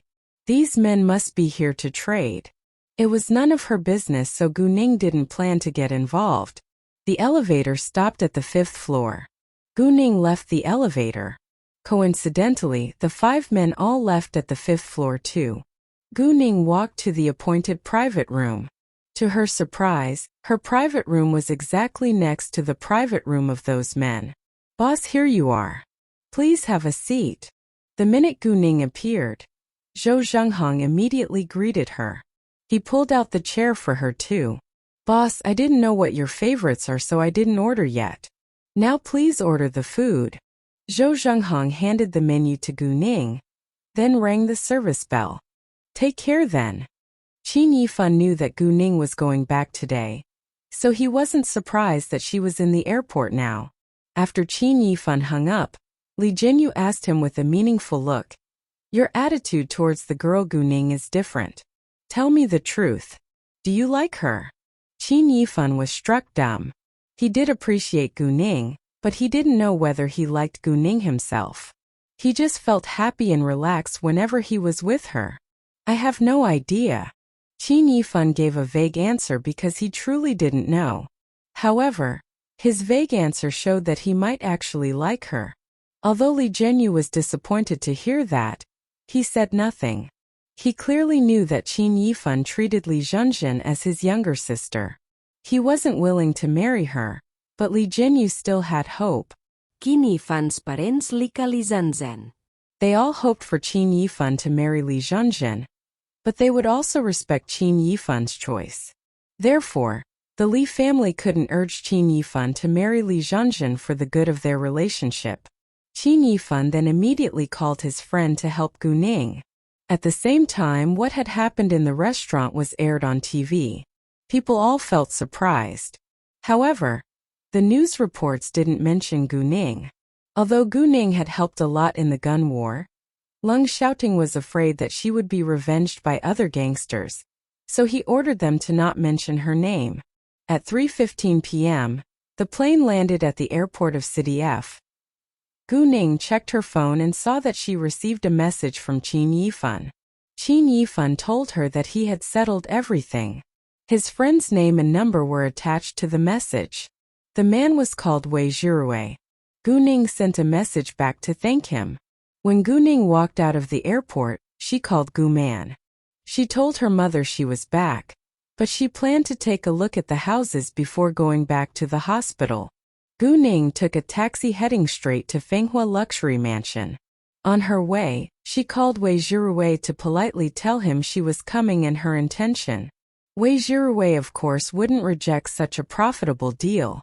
Besides, Gu Ning was introduced by his good friend, so Wei Zhirui naturally showed his passion. Nice to meet you. May I ask, are you Miss Gu? Once Gu Ning walked into the sales apartment, a man who was around 30 years old came to greet her. Wei Zhirui already knew that Gu Ning was a beautiful 18-year-old girl, and there wasn't any other young girls around. He was almost 100% sure that he recognized the right person when Gu Ning stepped in. Although he knew the buyer was a young girl, he was still greatly surprised when he met Gu Ning in person. The girl was so young, and even wanted to buy 2 houses. However, since she was introduced by Qin Yifan, she must be super rich. Anyway, Wei Zhirui would be polite as long as a customer walked in, no matter if he or she was rich or not. That was the basic qualification of a worker in the service industry. I am Gu Ning. You must be Mr. Wei. Kuningansveret. Yes, I'm Wei Zhirui. Nice to meet you, Miss Gu. Welcome to Fenghua Luxury Mansion. Wei Zhirui said to Gu Ning. Miss Gu, Yifan told me about your requests. However, I think it's better to introduce the environment of Fenghua Luxury Mansion to you first. Please follow me. Wei Zhirui guided Gu Ning to the exhibition hall and said, Fenghua Luxury Mansion is the most high-end residential area in City F. The location is very good. It's close to the downtown, but it's quiet.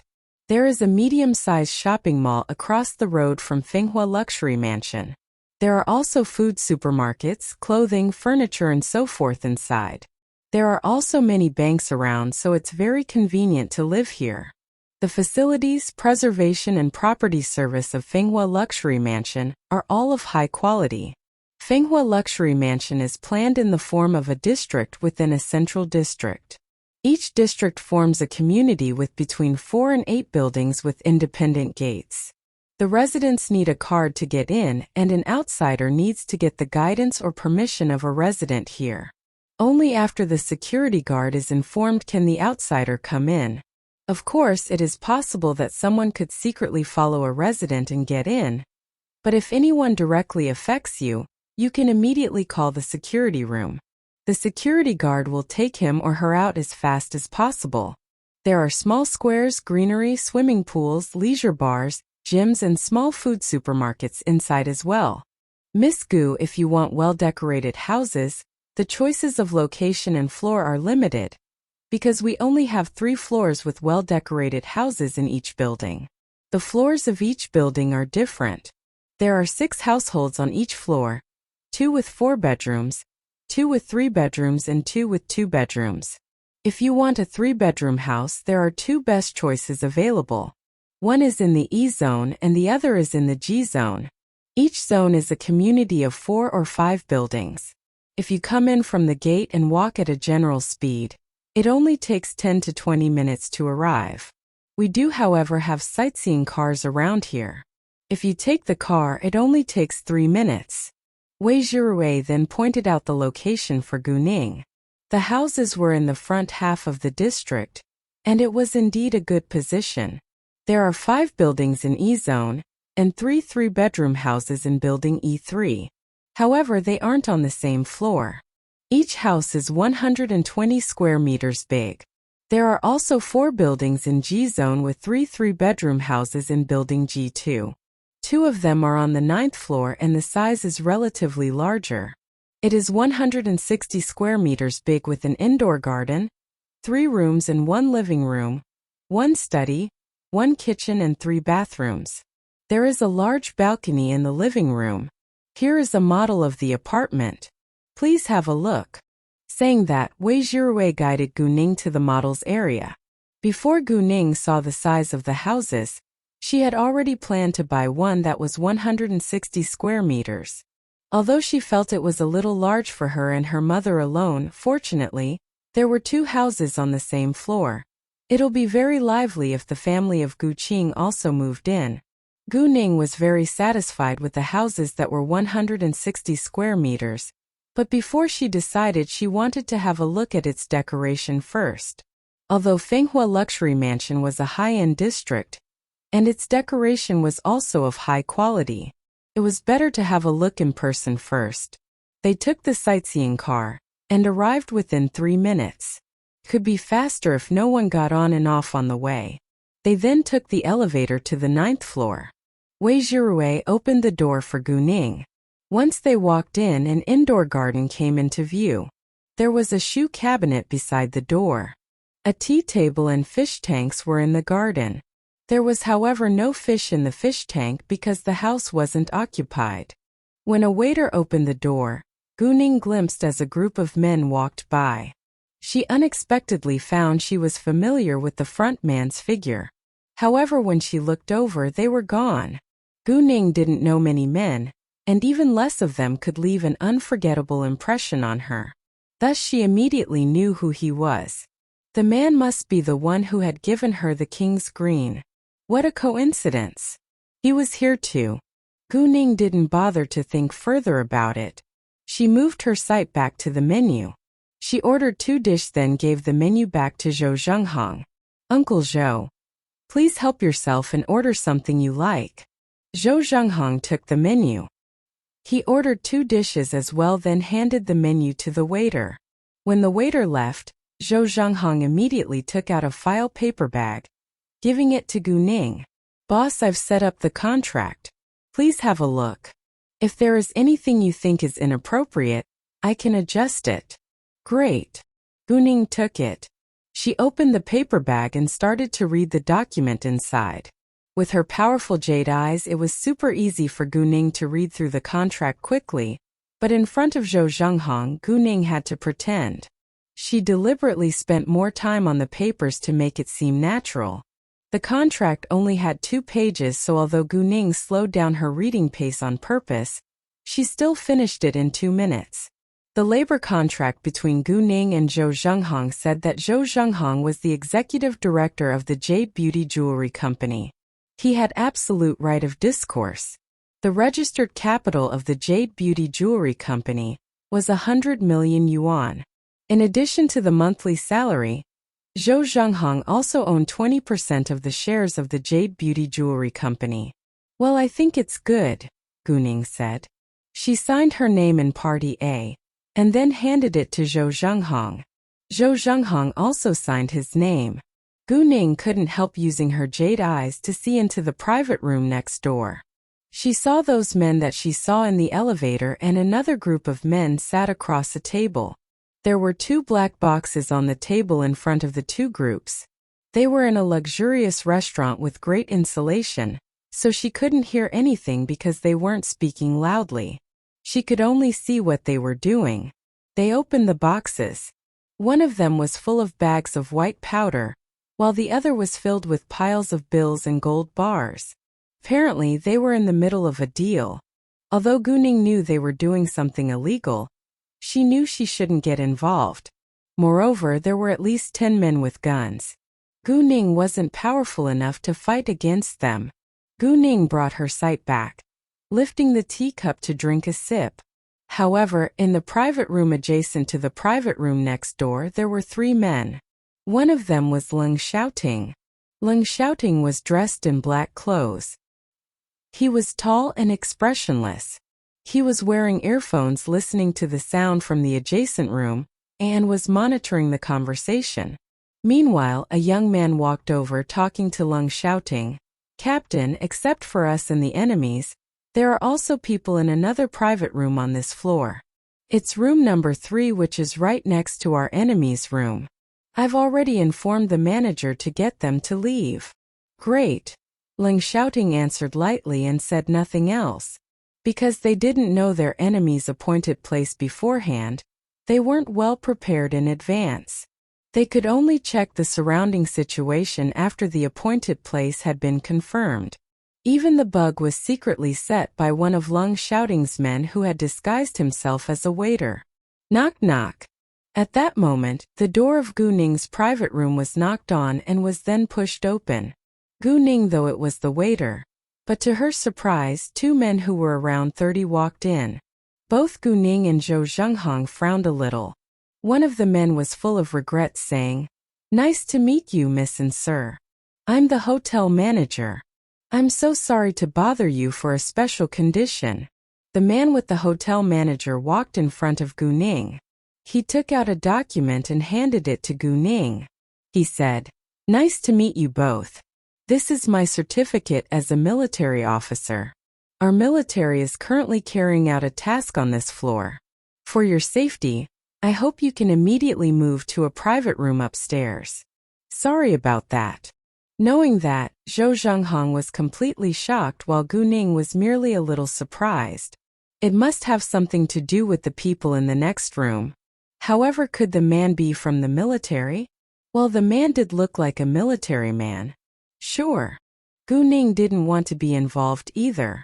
She answered, then left with Zhou Zhenghong, following the hotel manager and the military officer. However, just as they left the room, the 2 men standing outside room number 4 immediately looked over. The hotel manager suddenly panicked. His face turned pale at once because he clearly knew that the suspect was right in that private room. Both Gu Ning and the officer knew that something bad might happen. The reaction of the hotel manager was likely to attract the attention of those men. The officer immediately took a step forward and blocked the hotel manager. He gave the manager a warning look. However, the 2 people who were outside had already seen the manager's face. They sensed something must be wrong right away. They called out, "Wait!" The hotel manager trembled, but because of the officer's warning look, he forced himself to calm down and immediately put on a formulaic smile. "Nice to meet you, sir. What can I do for you?" he asked the person who called him. The 2 men exchanged a knowing look, then walked towards them. Both Gu Ning and the officer were alert. They knew things could go wrong, but they were afraid to raise suspicion, so they decided to temporarily stand still. The 2 men walked over, then immediately took out guns aiming at them. "Get in!" they snapped quietly. The hotel manager and Zhou Zhenghong's faces immediately turned pale. They were trembling from the terror. Gu Ning and the military officer stayed calm instead, but again, to not raise suspicion, they cooperated well and showed fear on their faces. They were all forced back into the private room. Room number 5 was where Leng Xiaoting stayed. He had set cameras outside so he was able to see what was going on. "Captain, what should we do?" "They're so sensitive," a man said worriedly. "Be patient," Leng Xiaoting said. Leng Xiaoting didn't miss the relatively smaller figure among them. He was a little upset and uneasy.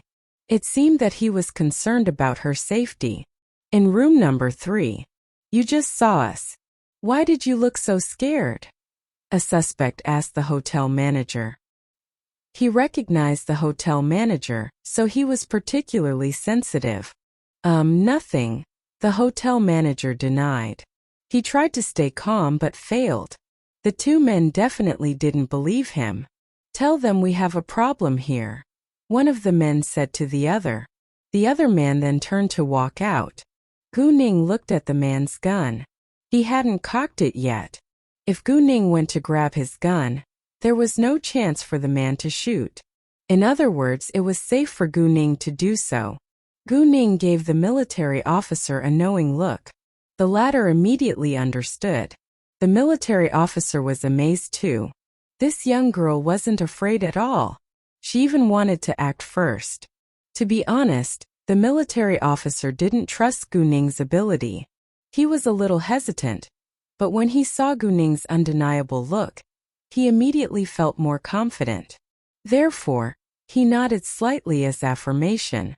The girl dared to grab the gun directly from a man, which showed she had both courage and ability. Gu Ning then started to act. She came to the man like lightning and grabbed his hand. With a snap sound, the man's hand was broken.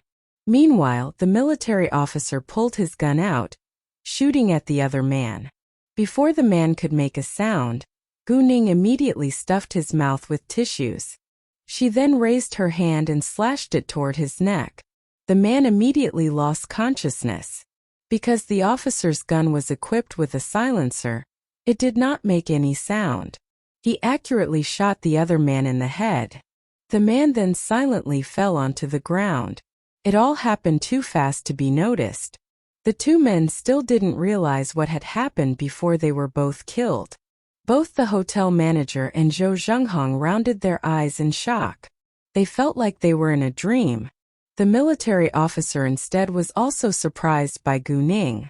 He didn't expect this young girl could be that powerful. She was even as good and swift as he was. He had been in the army for at least 10 years as a senior special commander, and had been through at least 10 years of devil training. What kind of training had this girl been through? The military officer thought to himself. Although he wondered, he didn't ask. It was none of his business after all. Besides, he had a bigger fish to fry now. You all must leave now, the military officer said. It's too late, Gu Ning said. She saw someone going out from the private room next door. As soon as the man came out, he would find the bodies. At that moment, Gu Ning ran out before she could say another word. The rest of the people in the room were all surprised. They had no idea what she was going to do.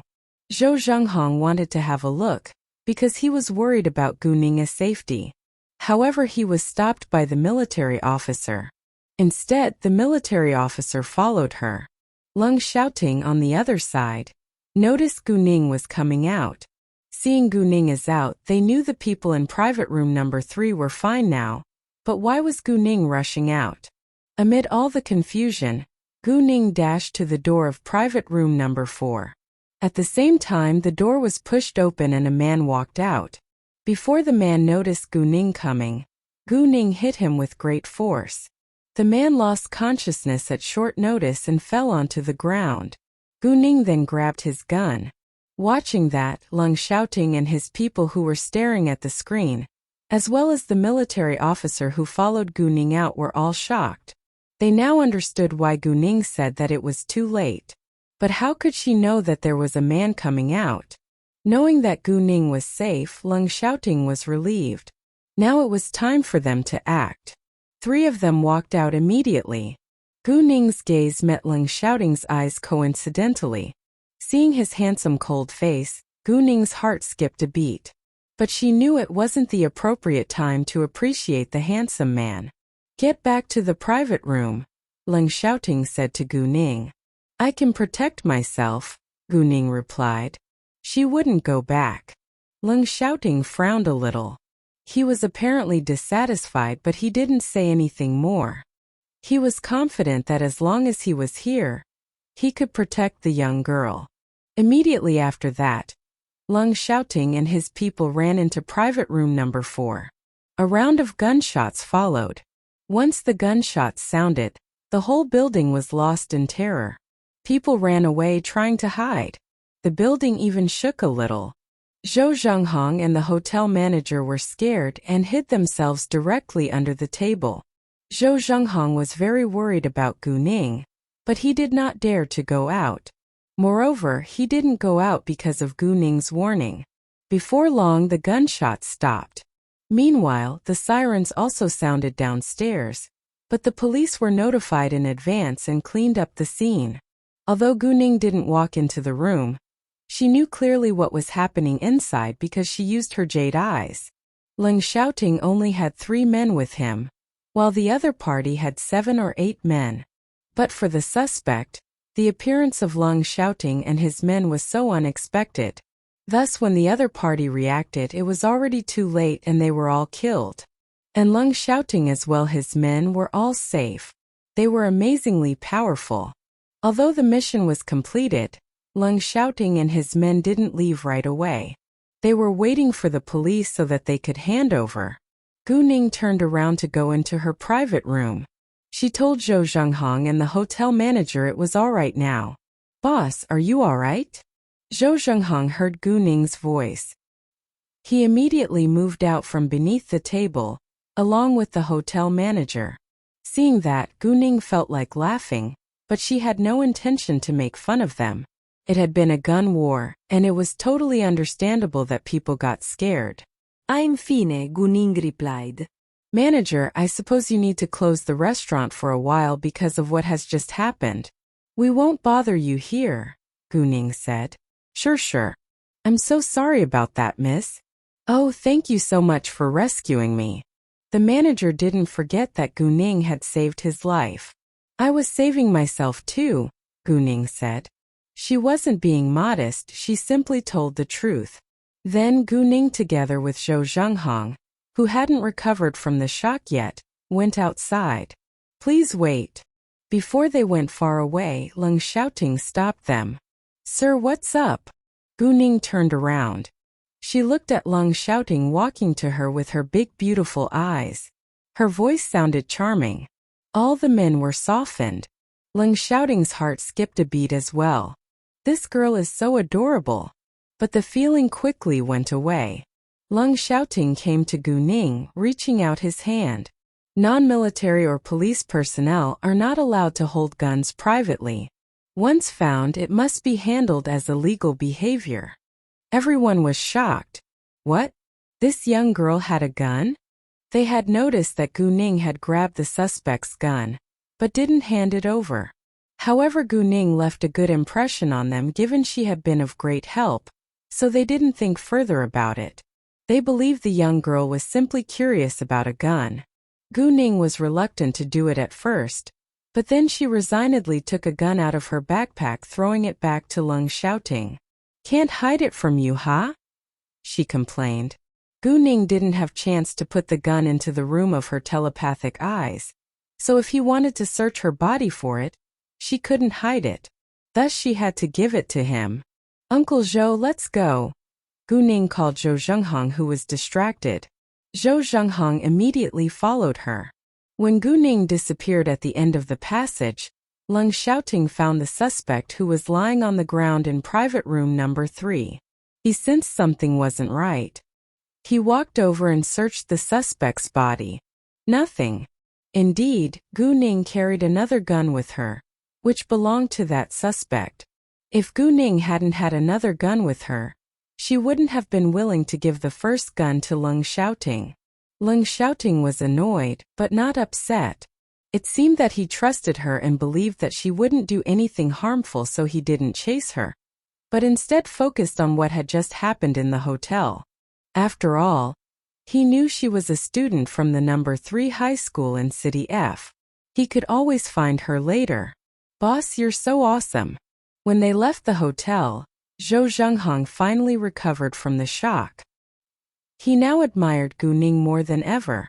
Gu Ning was merely an 18-year-old girl. "If I couldn't do anything, I wouldn't dare to walk around freely," Gu Ning said. "Right." Zhou Zhenghong agreed with Gu Ning. He had always believed that Gu Ning wasn't just an ordinary girl with excellent accuracy on stone gambling. However, today he had been amazed again. "Oh boss, what do you want to eat?" "We haven't eaten yet," Zhou Zhenghong asked.